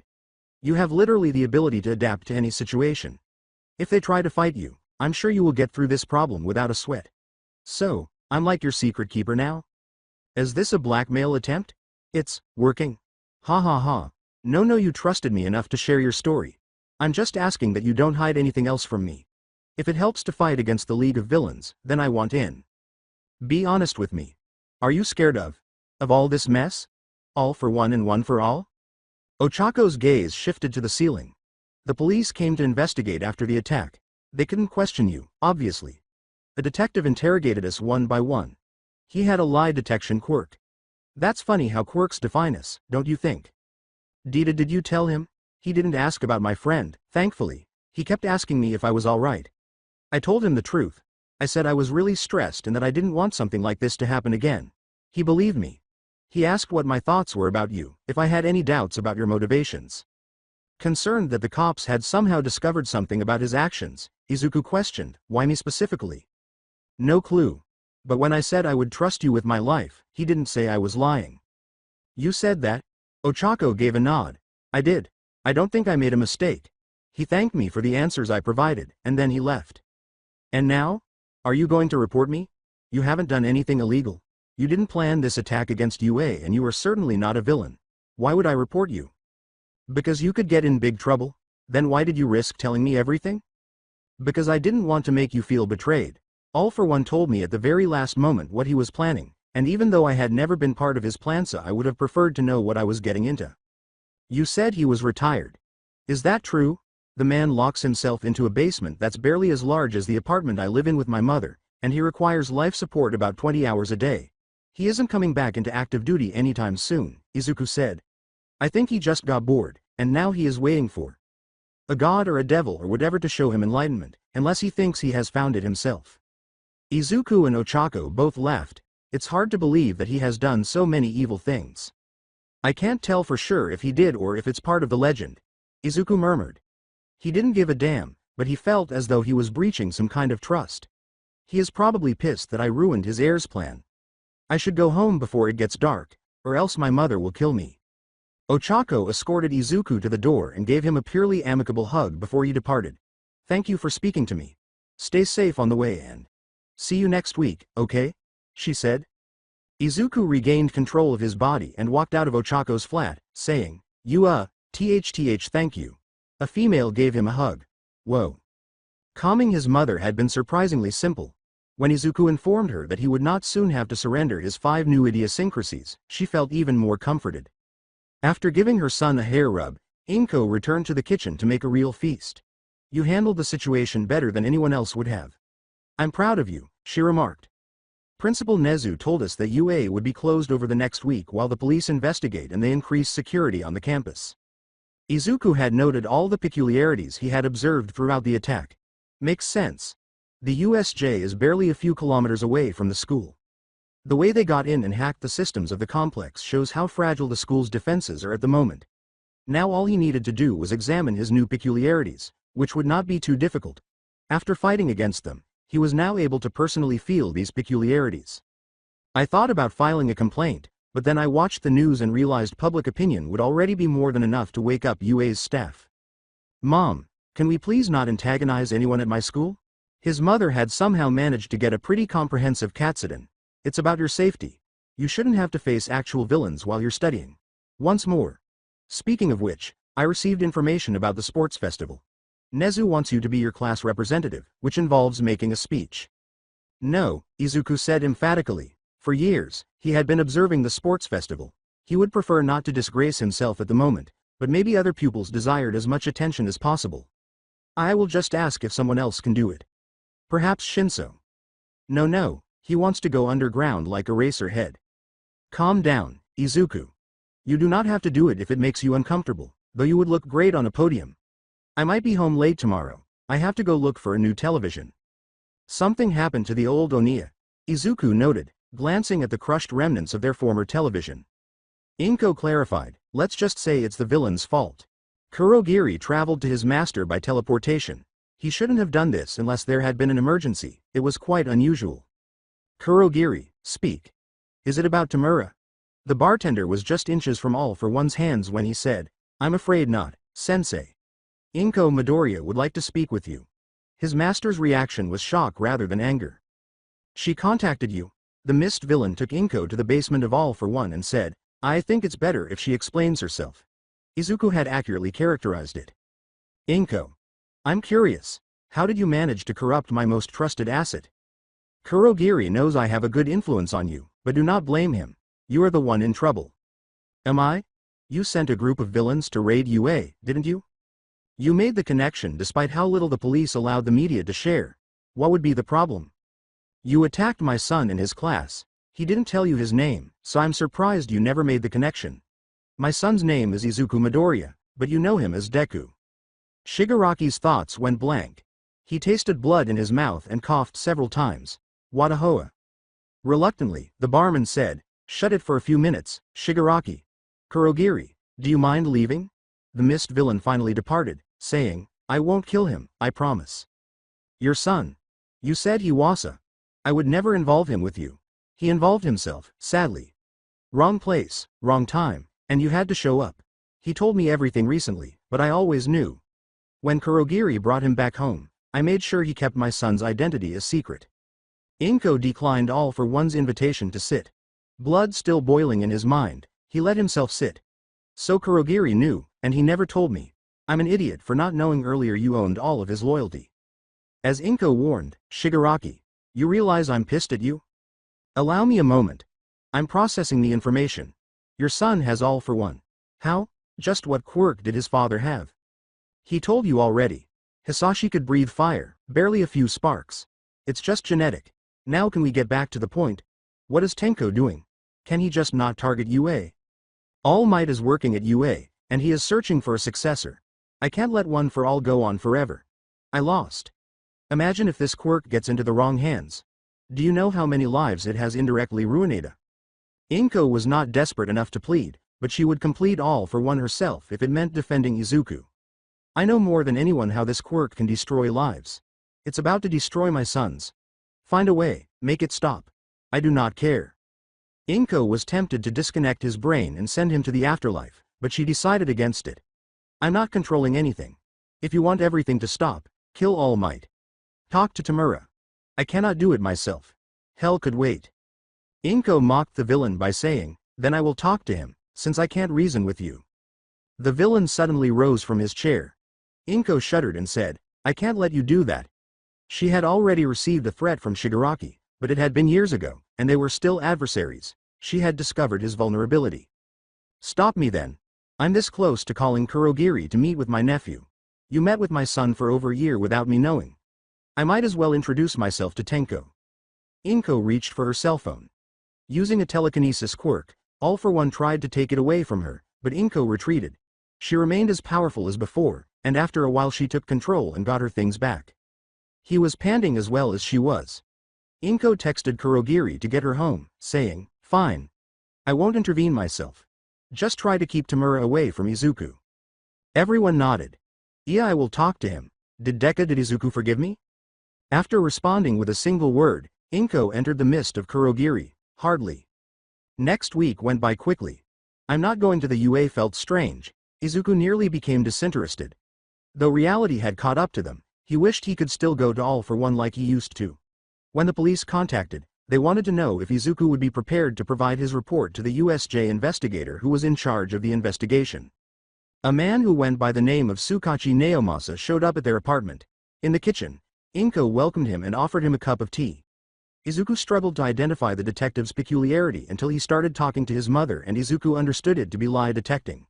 He was curious as to why the detective's peculiarity would appear out of the blue. Oh, I need to stop the laundry machine now. This thing makes so much noise, it's like a plane reactor, I swear. Izuku, how about you keep the detective company? Sure, Mom. This was extremely unlawful. No matter their status, police officers were not allowed to use their peculiarities without permission. Izuku was wondering who this detective might be. You must be Izuku, the man from the kitchen interjected. What you did at the USJ was amazing. That monster has been locked away for a long time, it won't hurt anyone else. Izuku made a conscious effort to grin. In the past, All for One has rambled on about police tactics. Always be kind to your suspect, make them feel comfortable, and then ask them a question that would blow their mind. He could already hear the ticking of this symbolic bomb. Thank you, sir. You wanted to ask me about what happened. Izuku could see that Naomasa had lied when he said, yes. I already interrogated most of your classmates. I couldn't meet with you right after the attack since you were sent to the infirmary. I believe you are feeling better now. The detective was being triggered by his own peculiarity. He never intended to question him immediately following the assault. Why, you prepared your questions, I guess. I'm ready to answer. I will be asking you the same questions I asked your classmates. Another deception. Izuku took a seat across the table and tried to grasp the detective's peculiarity. He might just be able to trick him with the correct hack. Let's get started. Just to be sure, did you recognize any of the individuals who were part of this League of Villains when they showed up at the USJ? It didn't set off the detective's quirk. Not at all, sir. I had never seen or heard of any of them, even by chance while I was out in the streets. Now Izuku had a firm grip on it. Fortunately, the first question did not require him to lie. Okay, then, have you ever heard of their group before their attack? In essence, the investigator posed the same query once more. Was there something he felt? Izuku grabbed the oddity and concentrated on All for One. No, sir, I have not. The lie detector did not respond. For a moment, the detective's eyes narrowed just enough for Izuku to sense his uncertainty. Are you certain? Once more, the oddity was quiet. Absolutely certain, sir. Izuku was careful to tighten his grip. Slowly, the detective nodded. Good. The way the USJ was infiltrated leads us to believe there might be a traitor in our ranks, someone who knew about the schedule of your class. The staff are, the students, said Izuku. Exactly. We have run some background checks on each of you. Why did it take so long for you to notice or register your quirk? I can take quirks permanently from other people. What if I could take away your arms forever, and you couldn't get them back unless I was forced to? Being publicly quirkless felt like a better option. It was hell, but it was better than being labeled as a villain. The investigator, who was purposefully lying to Izuku about the nature of his quirk and possibly attempting to deceive him into being implicated, asked, Don't you know that's illegal? I know, but it was justified. You have no idea how hard it is for people who don't fit into hero society. Are you going to arrest me for it? Izuku was scowled at by the detective. No, I will not. I do have one last question though. Have you ever heard the name All for One before? Izuku's thoughts froze for a second. And no, I have never. He grasped the detective's peculiarity once more. Sorry, I stuttered. I meant to say no, I have never heard this name before. Inko returned at the same time. I'm getting a new laundry machine as soon as possible. This one is out of commission. She reached for the kettle. More tea? Naomasa departed as quickly as he could, saying, I apologize, Miss Midoriya, but I have to be on my way now. I would like to thank you and your son for your cooperation. Izuku swallowed. Did he make a mistake? Inko took the man back outside their apartment and shut the door after him, saying, have a nice day, detective. She made an effort to stay composed. This man, Tsukachi Naomasa, was someone she had met previously. He was a headache to deal with, but his current position was a result of the quirk lottery rather than his genuine detective abilities. His targeting her family is outrageous. She peered through a window. The detective was moving quickly. But Inko was not at much concerned. Izuku would not be fooled by a small lie detector because he was as intelligent as his father. It was defeating for Tsukachi. Now he had to provide his report. There was an automobile waiting close by. The automobile drove off when he got into the back. He said, inconclusive, to his companion. A tall, expressionless man with glasses over his eyes asked, inconclusive how? I'm sorry, Night Eye, but the kid didn't lie. He stuttered when I mentioned the name All for One, but he didn't lie when he said he had never heard this name before. He tricked you. It has to be. Increase surveillance around him. I will send Mirio to make contact, the professional superhero said. Mirai, that's barely legal. The commission doesn't care about legal business, especially if All for One is involved. You report to me, and I report to them. It's as simple as it sounds. Unless you want to go back to those dark days when All for One controlled most of the police forces in this country. Tsukachi shuddered.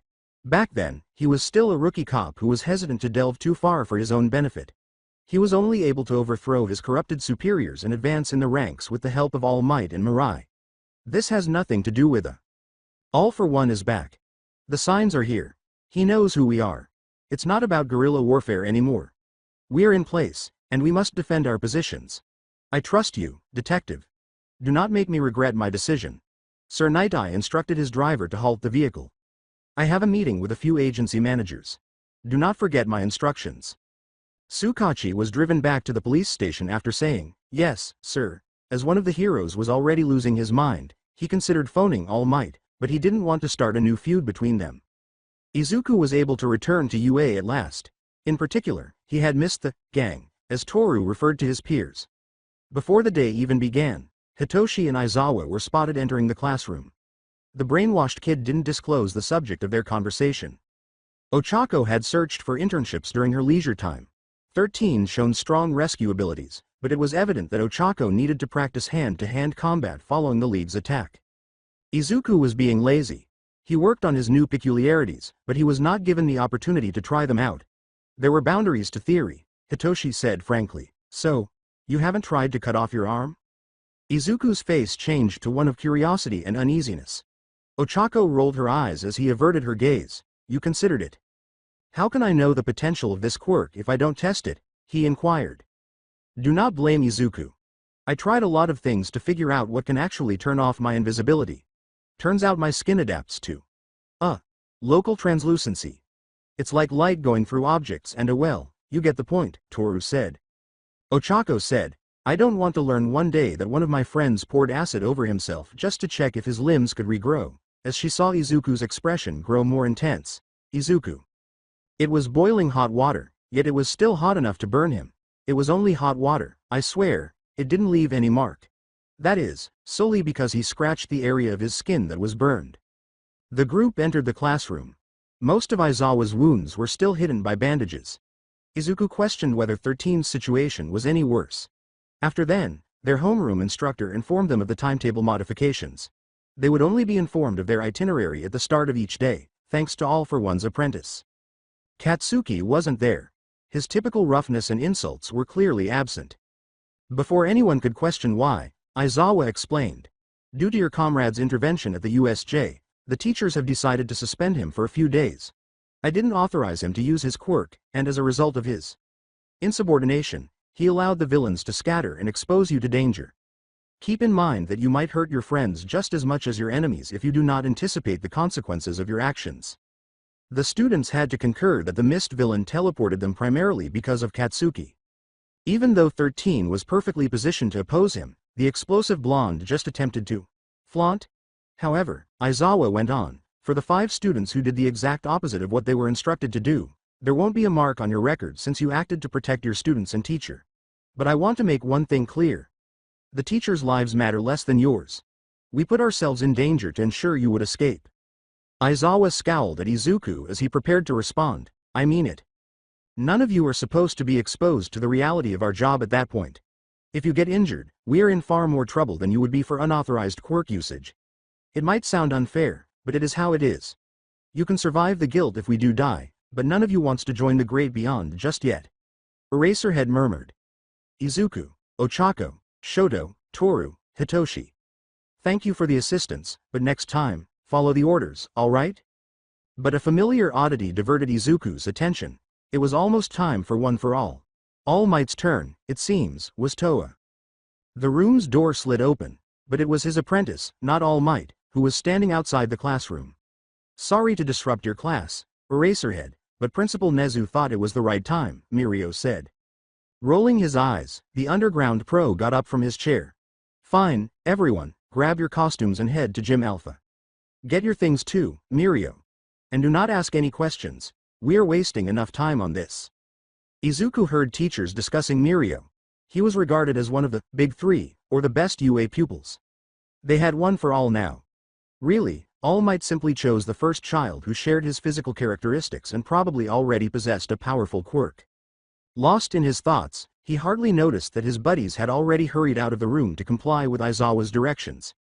Izuku froze upon seeing his helmet and snatched up the luggage that held his costume. This time he brought it along. He headed for the gym. The remaining students were waiting in a model of a stony setting. Mirio appeared in his superhero attire. A big, 1 million, was inscribed over his chest. Izuku pondered the reason. All right. The point of this exercise is to demonstrate the kind of level we expect you to reach when you leave the school. You will be fighting against Mirio, Aizawa said. Kirishima felt thrilled. Cool, can I go first? You won't be taking turns. If you want to have a chance to fight against Mirio, you will have to go all together, Eraserhead said. Good luck. Mina walked a few paces. Wait. Wada. Lemillion lowered himself into the space and stretched a few times. He said, I will try to go easy on you all, I promise. As soon as he was done, the third-year student started running toward the class. This was the tremendous strength, no, more like a super wellspring of raw energy of one for all. Mirio's speed made it difficult for anyone to react. They could try to strike him, but Mirio would just phase past their blows. Fear paralyzed Izuku. Mirio was eliminating their group like flies, and he was keeping Izuku as the last in line. The last to fall was Hitoshi. Given how intent the third year was on finishing him in a single blow, he was unable to employ his quirk against Mirio. You haven't been doing much to help your friends. What's going on? Feels like copyright Yavu perhaps? Said Mirio. Izuku was unsure about what to do. Mirio's attire was probably made to disseminate or share his peculiarity, which allowed him to avoid most physical blows. Despite having the peculiarities of the Nomu, he lacked the strength to battle one for all. Mirio's super punch had left Ochako recuperating. Come on, Izuku. You can do it, Mirio said. She was applauding him. Hitoshi said, trying to gather his breath, why yeah. He hurts like a truck, but you have more chance to succeed than we do. Before long, the entire class was supporting him. He wasn't by himself. Izuku collected everything he could and concentrated on the peculiarities of his buddies. He charged at Mirio, saying, I'm not losing. The hero easily replied with a punch. To Lemillion's amazement, Izuku was scarcely pushed back by his attack. How? Izuku turned Ochako's peculiarity against him by taking advantage of Mirio's astonishment. He felt one for all when his hand made contact with the third year. Assaulting him? His existence had been detected by the quirk, and it was hostile. Mirio stopped touching the ground and started to float. His strength was essentially nullified in the absence of firm ground. The third year pushed himself back on the ground by snapping his fingers, which produced a blast of air. Damn it, I wasn't paying attention, however, it won't stop me. Izuku undid Ochako's quirk's consequences. During his subsequent charge, Mirio was perplexed by the abrupt shift in gravity. Izuku was now continuously improvising, combining his shock absorption and Kirishima's quirk, and leveraging Shoto's fire and ice quirk to keep Mirio at bay. He wishes the eccentricities of his classmates were more adaptable. He couldn't wear Mirio down or overwhelm him. There seemed to be no boundaries to one for all. All for One had advised him about taking the quirk, but he had not attempted to do so. It was useless to even entertain the possibility if the world's most formidable villain couldn't pull it off. Izuku even attempted, but failed, to use Aizawa's peculiarity against Lemillion. In one way or another, One for All was made up of several idiosyncrasies. As with All for One, the peculiarity was seldom disturbed. Well, that left just one thing to do. With as much hate in his voice as possible, Izuku said, so weak, All Might would have defeated me already. Mirio froze, don't you dare Ina. For a few seconds, Izuku remained still. He sensed that One for All was trying to assist Mirio in escaping Hitoshi's peculiarity of brainwashing. He was trembling slightly. To be true, ice was harmless on its own, but he ended up freezing the third year with Shoto's quirk. I guess this counts as a victory, Eraserhead said, feigning indifference to Mirio the loss. But he was really pretty amazed. He feigned discomfort after Mirio's crucial error against Izuku, saying, I would have thought Mirio had more control over his emotions, but there were far more concerning concerns. First, a pupil he had been working with for 3 years now showed skills he had not previously possessed. Second, a first-year student had recently defeated that same pupil, whom he thought may eventually replace all May. The block fractured just as Izuku was melting the ice to liberate Mirio, and Lemillion ran away at the first year, snatching him by the throat and holding him to the ground. Yua! Izuku was frantically trying to break free. There was no one to assist him. All of a sudden, he felt as though the sludge villain was attempting to kill him again. However, he had no objections against Mirio, the new owner of One for All. Izuku did the only thing he could because he was at a loss for what to do. He attempted to ruin One for All. Mirio was too preoccupied with choking him. Izuku grabbed the hostile quirk and reached for his attacker's face. It worked, but it burned like sunburn. He managed to kick Mirio off and disable One for All somehow. For a moment, Izuku's eyesight went blank. Before he knew it, he was standing in a dying landscape with strangers all around him. Except for two of them, a short, white-haired man and a woman who felt. All of them were glaring at him. So familiar. Be gone. Izuku's head ached as he snapped back to reality. It was really painful. He made a great effort, but it was unsuccessful. However, he could undoubtedly combat the oddity if he was unable to take One for All. Mirio stumbled, struggling to summon the vigor of his new quirk. What have you done to me? At that moment, Aizawa restrained Lemillion with his capture weapon. The underworld hero disapproved of the strangling and stated, I said the exercise is done. Sorry if you couldn't hear inside the ice cube, but do not ever pull a move like that on one of my students again. Eraserhead let go of Mirio after he ceased to resist. Before returning to his most troublesome opponent, the third-year student reviewed his work with the other students. Lemillion turned back and said, I hope we get to settle this another time. I'm sorry for overstepping my limits. The underground hero waved him away, saying, I have to go now, Aizawa-sensei. This was not yet done, so Izuku let himself sit on the ground and inhale deeply. Hitoshi hurried over to see how his pal was doing. Izuku, are you okay? That was really intense, even from our point of view. He had showcased Hitoshi's peculiarities in front of the entire class, saying, I'm fine. So sorry for using your quirk in public like this, but I was running out of options. For him, making progress during the sports festival would be much more difficult. It's fine. No one is going to massively spread how my quirk works. Besides, let's just say you owe me a favor. Izuku jokingly said, you are cruel, but Hitoshi did merit a significant favor down the road. He was on his way to his teacher to request permission when he said, I have to go to the bathroom. He was stopped in his tracks by Hitoshi. They noticed Toru's floating glove making a salute gesture at them. I will come with you. I get what's going on. Toru, can you tell Aizawa-sensei where we are going? Tell him Izuku isn't feeling right. Izuku sprayed water over his face while Hitoshi remained outside the restroom. Izuku was wiping his face when Hitoshi said, you want to talk about it?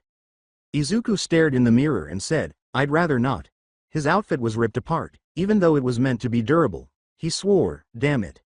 Did he really hurt you? That regeneration quirk must be helpful though.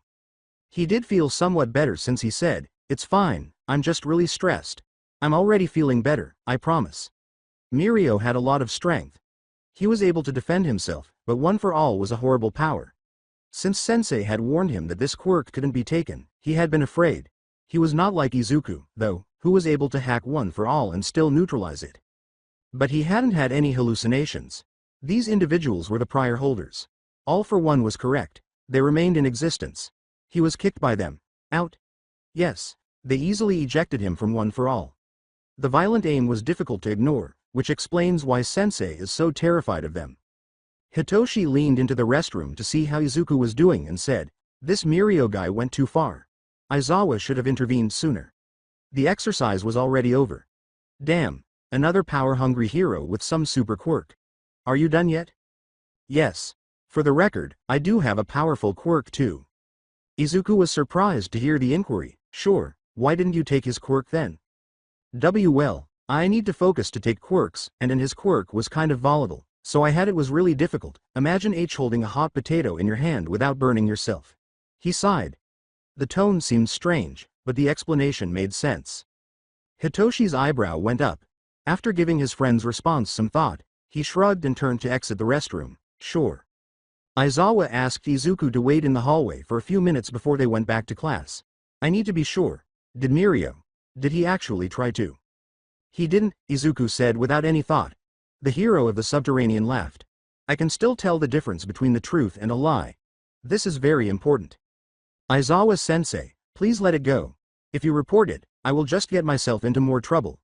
Mirio is All Might's protege. Didn't you know? Izuku was quite angry. I beg your pardon.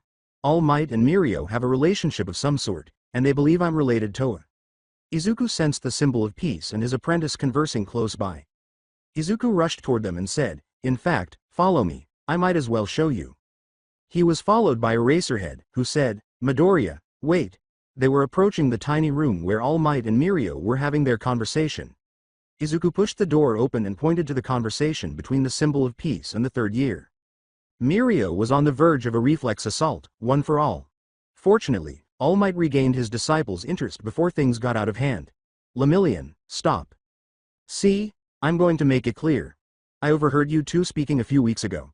I am not this, all for one, I won't be reporting what happened during today's exercise, but if you harass me in any way, I will take action. The first-year student returned to his classroom. The rest would be handled by Aizawa. Every hero engaged in clandestine activities had heard the name All for One at least once, and Eraserhead was no stranger to it.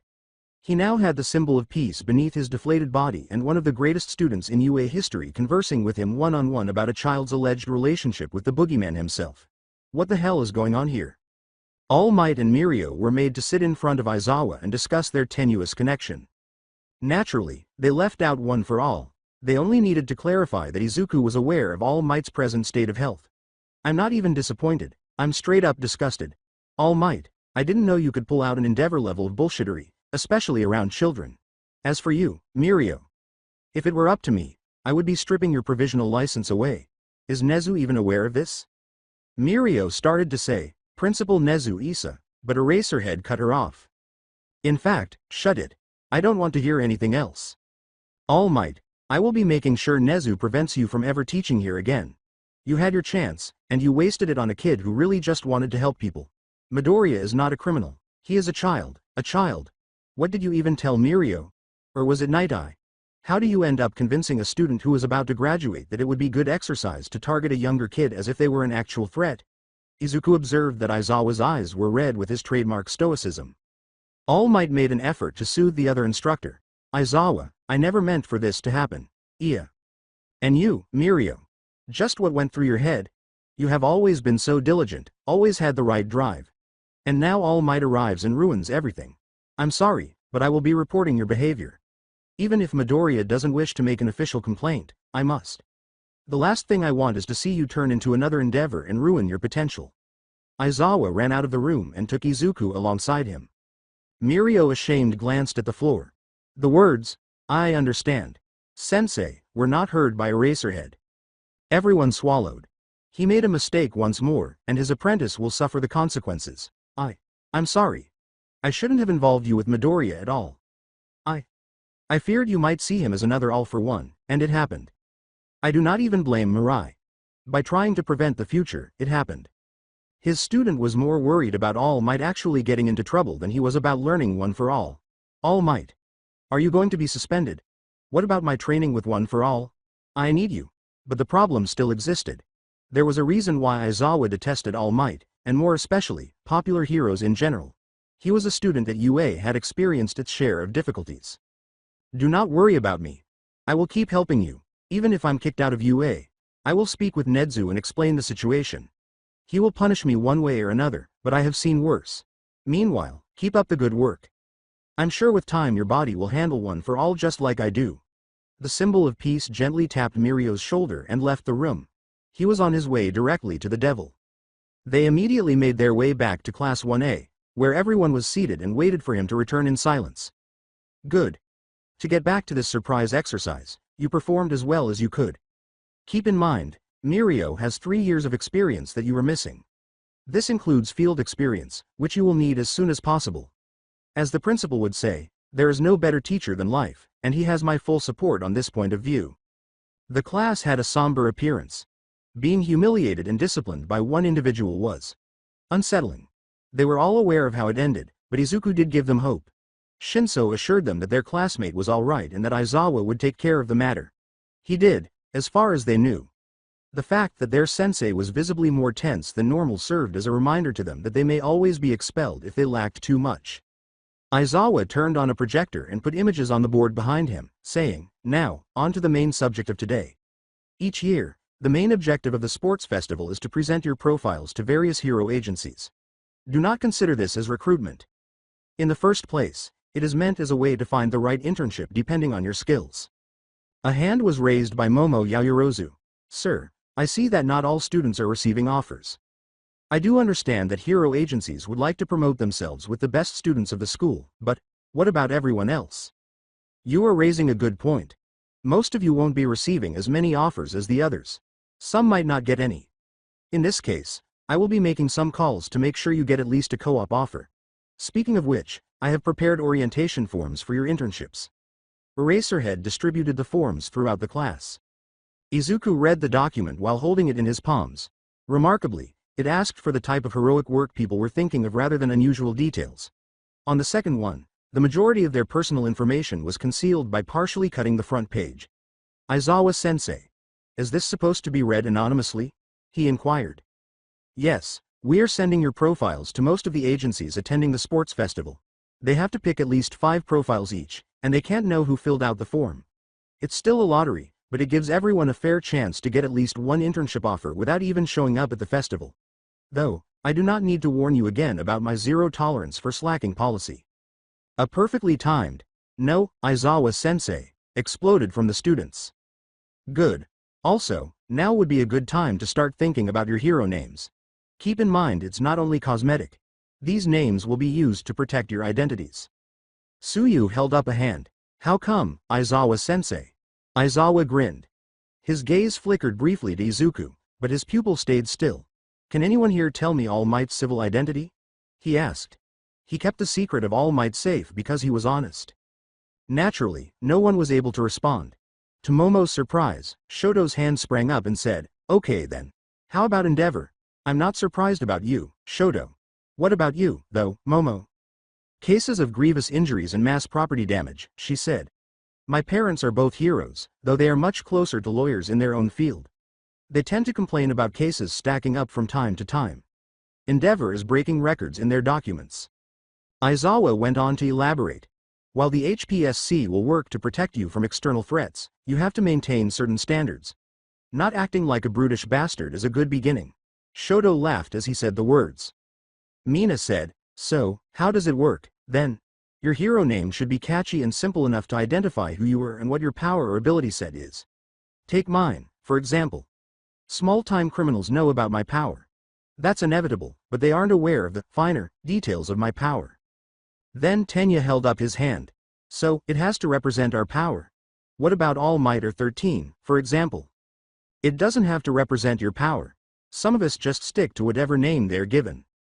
Izuku was very certain that no one had adopted All Might as a moniker overnight.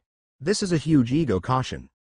Izuku could infer, to some extent, what Aizawa wanted to discuss when she said, "Midnight will be coming later today to help you with that. Now, head to your next class. I need to speak with the rat himself." Until the general education classes arrived at their door, giggling and whispering to one another, the remainder of the day was rather unremarkable. Izuku was distracted by the noise as he took notes in his book. But Hitoshi pulled him back into his seat just as he was ready to get up and tell the other pupils to stop talking. "Don't. They want a response. They're here to target the weakest of us and hopefully get a spot in heroics," Hitoshi said. "Oh. Do you?" After a few seconds, Hitoshi got up and went to the leader of the group, saying, "I fought to get here. I'm not about to let any of these parasites take it away." Nato Monoma, a general education student, gave Izuku a nasty vibe, and not just because of his copy peculiarity. "I can't believe you are the ones who got attacked. We could have taken care of these villains. You couldn't even protect the teachers." Hitoshi simply stood there and listened to him spew utter crap about their class. Given Hitoshi's peculiarity, Monoma made a very poor move by taunting him, saying, "So, ain't going to say anything?" Of course, Monoma was unaware of it. Izuku wished to keep his pal out of trouble. He sought to take his friend's hand as he cautiously moved up behind Hitoshi. Hitoshi must have seen Izuku approaching from behind and signaled that he could take care of things. After this incredible mic drop, Hitoshi slammed the enormous door directly in front of Monoma's face and made sure it was locked. "I'm looking at all of you watching the competition, as you call it, and I'm not impressed. Instead of training to actually be here, You are making a pitiful attempt to pressure us. You guys are boring. Thank you, Hitoshi. Toru and the other girls grinned from the opposite side of the room. Eijiro said, "Wow, that was so manly," and gave the young teenager a gentle shoulder bump. "They are gonna be so pissed now. URG. I hate being in the spotlight, troublesome," Hitoshi said. Izuku felt a little relief. "I thought you would use my quirk. It was really tempting, but I just let go of everything and now it's all better," he said. "I wished I had as much self-control as you do." Izuku might have struck Monoma against the wall because he was unable to simply make his quirk work. If Hitoshi had brainwashed him, it would have been even worse. Aizawa yelled in the hallway, "You have 10 seconds to return to your classrooms, or else I'm kicking you out of the school for real." He let Midnight into the room by opening the door. "I swear they should have become journalists." "You should get more media exposure, Eraserhead," Midnight said. "In your dreams." Midnight pulled boards out of a drawer and said, "Moving on. Hello, young heroes. It's time to pick your hero names. You have 10 minutes to come up with creative names. I'm sure you can find something just right." As he glanced down at his board, Izuku and Ochako shared a bewildered grimace that summed up their feelings. Did she just expect us to do all the work? He thought it would be nice to call himself all for one at one time. But now, it was unquestionably a bad idea. In roughly a minute, Ochako was finished. She grinned as she glanced over her board and then showed it to Izuku. She nodded when he queried, "Uravity?" For confirmation. "Don't you think it's... Well, that's your family name, and it merges well with your quirk, but... It is still your family name. You remember what Aizawa said about protecting ourselves, right?" Ochako went closer Izuku to inspect his board and said, "I know, but that's what I want. It's like a message to my parent, to tell them I made it. Also, even if I do have other ideas, I can't bring myself to pick something else. Any progress on your side?" "And no, I am not sure what I want to pick." After a few seconds of silence, Ochako offered a suggestion. "What about Dekiru?" "Dekiru? Well..." The last words Ochako said were not loud enough for Izuku to hear. "It's the opposite of that name Katsuki keeps calling you, and you can basically do anything with your quirk. And I think it's kinda CU." He stared at his hero name and jotted down the kanji, saying, I like it. Dekiru it is, then. Compared to All for One, it was far superior." After every one of the pupils had decided on a hero name, Midnight departed the classroom 30 minutes later. Of course, nothing conclusive. Shoto said he didn't have any excellent ideas yet, therefore he was unable to come up with a hero name. Izuku could see, though, that it was more than a lack of motivation. "About time, I thought she would never leave," said Aizawa. As he was regaining his position, he said, "Some of us are actually working 2 jobs here." Ochako held up a hand. "Sir, shouldn't you be focused on teaching us instead of patrolling? I know you were going to tell me you have responsibilities, but..." "Quite the contrary, I don't really have a choice." There was a collective, from the entire class? "I chose to teach because I had a friend who simply wasn't ready to become a hero. They died on the job, too early. I want to make sure you don't end up like him. As dangerous as our job is, we're trained to face danger with as little hazard as possible." Aizawa leaned against the classroom wall. "I have to keep working a bit each night just because the HPSC needs me to carry out specific missions. Unlike most heroes, I'm not just patrolling around. But you do not need the details." The next to raise his hand was Hitoshi. When his pupil asked, Aizawa grinned and said, "Any chance for us to work with heroes like you during our internships?" Hitoshi's interest in such operations and heroic endeavors was not surprising. His peculiarity would not hold him in the public eye for very long. "If you work hard during the festival, then I will pull some favors to make sure you do," he replied. The day came to a close when the bell outside the classroom rung. "Okay. I would recommend not eating too much tomorrow morning. I'm going to make sure none of you make the school look like a joke during the festival. Remember, live television." Izuku gathered his things and walked out of the classroom with the group. He could feel Toru's arm encircling both Hitoshi's and his. "How about we hang out after classes? I want pastries." Ochako appeared uncertain. Well, I would like to, but I want to get ahead on our homework, so." Toru went on, "I will invite you, my treat, let's go." Toru's offer of free food instantly lifted Ochako's spirits. Hitoshi laughed and gave Izuku a shove. They discovered Shoto waiting outside UA as they were leaving. Izuku considered bringing him along and asked the group to wait. "Are you waiting for your parents?" Izuku came over to Shoto, who was occupied with his phone. Well," he said, glancing at a big black vehicle that appeared to be a limousine as it drove down the street. Actually, I'm not. Mind if I tag along? Izuku took a quick look at the vehicle before dragging Shoto by the hand. He turned to the other members of the group and said, "You are more than welcome. Guys, we need cover for Shoto like now." Creating a human wall to conceal someone in this case, Shoto Todoroki turned out to be a good idea.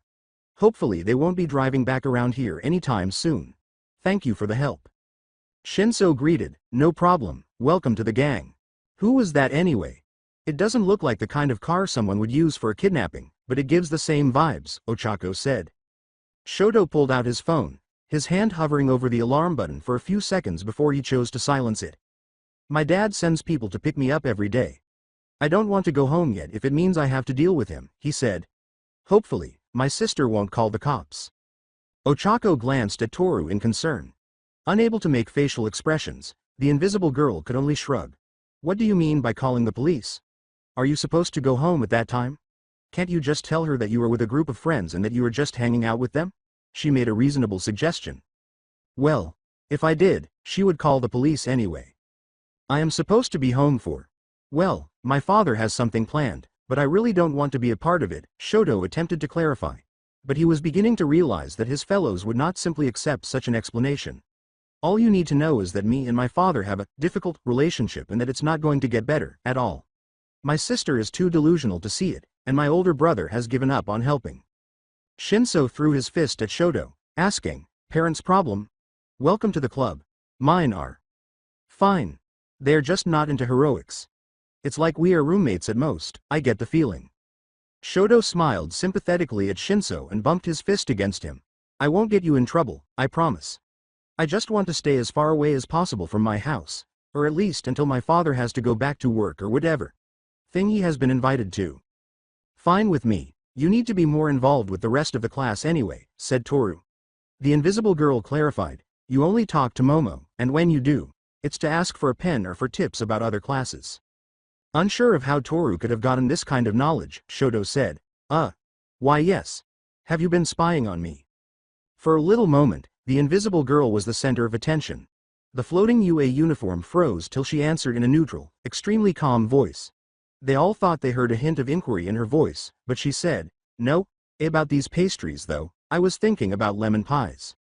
"Ah, I see you are a woman of culture," Shinso observed, before realizing that it would sound strange. "Do not take this out of context. I simply meant that lemon pies are great. Sweet and sour at the same time, with cream over it." Toru chuckled and said only one thing. Their brainwashing companion blushed tremendously when they said, "Dork." They then pursued the floating UA consistent. To catch Izuku's attention, Shoto nudged him and inquired. Izuku didn't know how to respond to the question, so he took all for one's advice and shrugged and rolled his eyes as though the response was clear. "Is that what they call flirting? I'm asking for a friend." It was an excellent idea to get pastries. They believed Shoto to be aloof and asocial, but in reality, he lacked years of social experience. Todoroki. He heard that name somewhere, Izuku thought repeatedly, and by the time he realized what it was, he felt foolish. Enji Todoroki's son, Shoto Todoroki, also known as Endeavor. Izuku now understood why the new gang member was making every effort to stay away from his father. "I must say, I have never been out with friends before. This is a very pleasant experience, and I would like to thank you." "It's nothing, Shoto," an answer from Shinso. "Though just a few things, try to not be Asa." He considered saying, "stuck up," but ultimately chose, "sophisticated as you are now when you speak with people you consider your friends. Just say, 'It's nice to hang out with you,' for example. Your first comment is appreciated, of course." The data was processed by Shoto. He could have done much better, but all in all, he wasn't a total failure. The group spent some time exploring the shopping area. "Thank you for your advice, Shinso. I will try to make it sound less awkward next time." Izuku went to look at the figures at a store selling hero fan goods. Since his classmates shared his nerdiness, he didn't fear being a geek amongst them. Naturally, they were on a lesser level, but they had at least one thing in common. As Izuku was leaving, he came across a keychain that resembled 13's face. It appeared to be an emoticon. Even though he wasn't certain, he felt obliged to. Actually, he was compelled to purchase it. He yelled out to his friend, Hey, Ochako, who had been looking at the costs of a few summer clothing items at the next store. With a curse, Izuku asked himself, "What's up, Izuku?" All for one included. He had to control his feelings. Why did she need to look adorable at this very moment? He held up the keychain and made himself look at it. Are you feeling ill? There are a lot of people around. Do you need space or he said. However, Izuku was unable to speak since his mouth was tightly shut and would not open. Ochako was about to say, "Wow. Where did you find a?" When his mouth stopped. She aimed her head up and down at Izuku, then at the keychain, and pointed a finger at herself. Reluctantly, she said, "F for me?" Quickly nodding his head, the green-haired lad practically begged her to accept his offering, which Ochako did. She had never received anything similar from peers before, and the Gravity Girl was unsure of how to respond at this very moment. It's not as though Izuku was a childhood pal from a cartoon or TV play. No, he is a fellow student in her class who knows how much of a 13 fan she is, so he gives her a random gift that she really enjoys. Izuku doesn't even give her this kind of gift because it's her birthday or a special event. No, he so, oh. Oha. Ochako placed both hands to her face in a futile attempt to cover up or even stifle her natural flush. As Ochako took his gift, Izuku felt all for one rush through his palms. He wanted to avoid creating a disturbance in the retail area, so he withdrew as quickly as he could. He was drifting aimlessly across the alley, his gravity manipulating thinking out of control. "Oh Ochako. Hey." Izuku needed to stop this immediately because others were already staring at them, in some way. With so much pressure and parasitic foreign feelings clogging his mind, the green-haired lad was unable to think. Izuku triggered Ochako's quirk on himself by reaching for it. He crossed her trajectory after gaining a favorable angle. Izuku shouted, "Ochako, focus," to get her to stop thinking. It's worked. Even so, they were still ascending and about 20 meters above the ground. Izuku said, "Cancel your quirk." Ochako nodded and touched their opposite with her fingertips. However, nothing took place. The poor child appeared upset, as though something had simply vanished from her. Izuku discovered that he had unintentionally taken her quirk a little too late. The boy with the green hair said, "Hold on to me." Ochako encircled his neck with her arms. The Gravity Girl used her own weight to drag them both down on a nearby roof after Izuku neutralized the effects of Ochako's quirk on herself once she had a firm enough grip. In actuality, the cost of utilizing her peculiarity for an extended period of time was quite intolerable, as Ochako had explained. Izuku was on his knees, trying not to throw up in front of his friend, even though he cancelled everything as quickly as possible. He was having trouble breathing. Ochako's palm was placed against Izuku's back, causing him to tremble. She advised, "Try swallowing instead of breathing. It works for me." Izuku took her advice. It was contradictory, but it worked, and she was right. He managed to relax and alleviate the illness. The Gravity Girl took his hand and put his arm around her neck. "I apologize for taking your quirk. I just wanted to reach out to you, and I must have grabbed on your quirk instead of absorbing it. I didn't feel the difference, I swear I just she said. "Oh Ochako." "I'm not at all angry with you," she assured. Ochako waited until Izuku had lost interest in maintaining the proper location of his organs. The sun was half past the horizon when the green-haired boy and the Gravity Girl sat down on the roof. She started to mention a boy, but she held back and might have drifted off again. "Thank you. F for the gift I mean. I overreacted.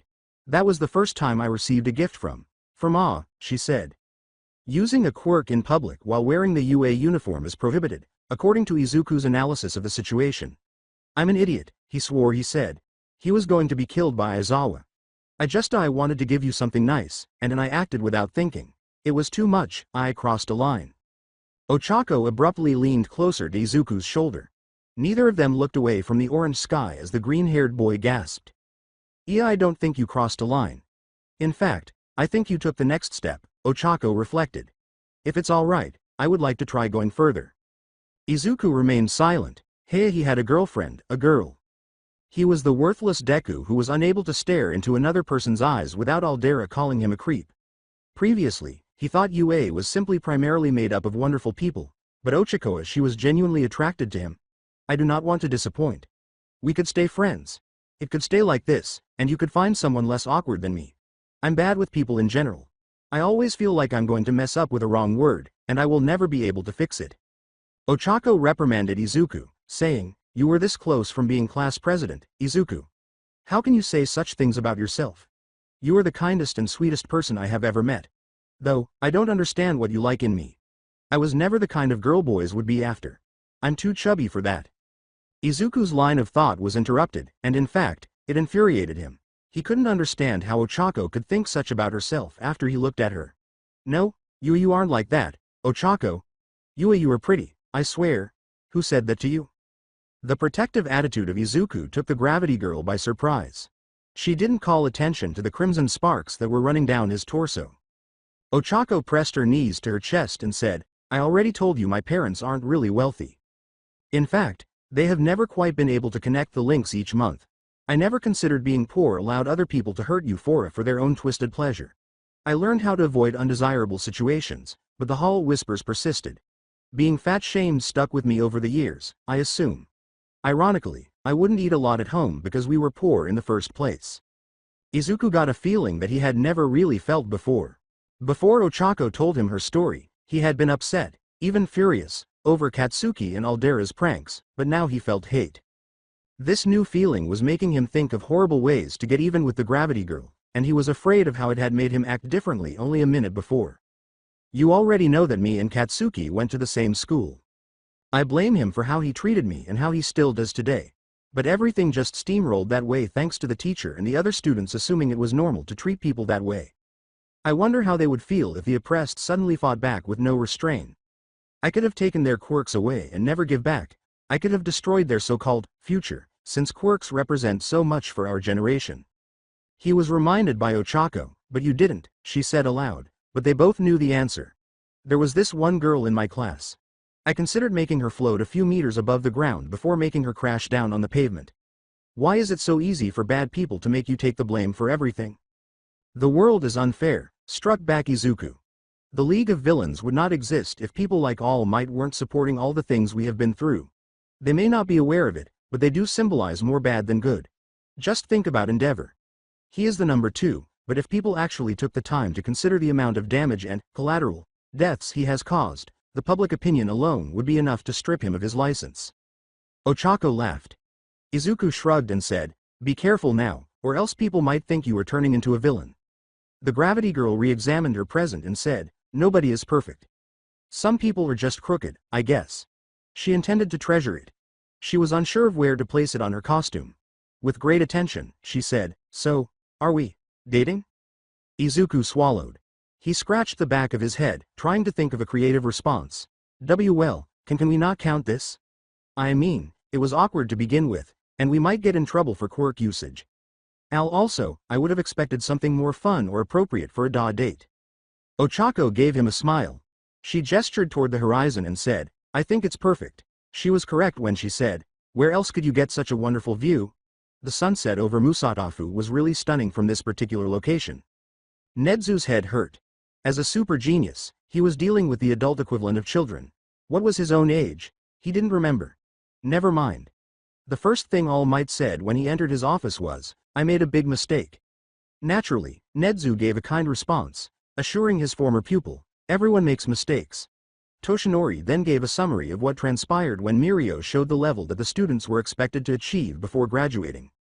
The Chimera regretted telling All Might that it was undoubtedly not as horrible as he had believed.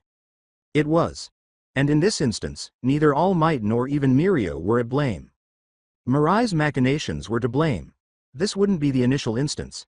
It had never occurred to Nedzu that their best student should develop feelings for Sir Night-Eye. Over the years, he witnessed Mirio's transformation. There was another side to the coin, one that was too similar to the man who had seen the future and thought it was etched in stone, but Mirio was still the intelligent, kind person he had always tried to be. Then Aizawa stormed into his office, and accusations were hurled like bullets as soon as he saw All Might's skeleton body facing the principal. Using all of his authority, his top teacher was calling for a suspension. However, faculty members were not granted the same privileges as students. All Might will receive a punishment, though I cannot simply suspend him and not have people asking questions. Until the sports festival is over, Toshinori will undergo special training to develop his educational skills. Aizawa growled, so you're giving him a vacation? Talk about a punishment. Oh, I forgot to specify that I would be personally overseeing these lessons, Nedzu said. All Might whimpered as Aizawa smiled maniacally. Now we are talking. So this was the end of the series. I hope you enjoyed it. To watch more series like this, subscribe to my channel. Till then, bye bye.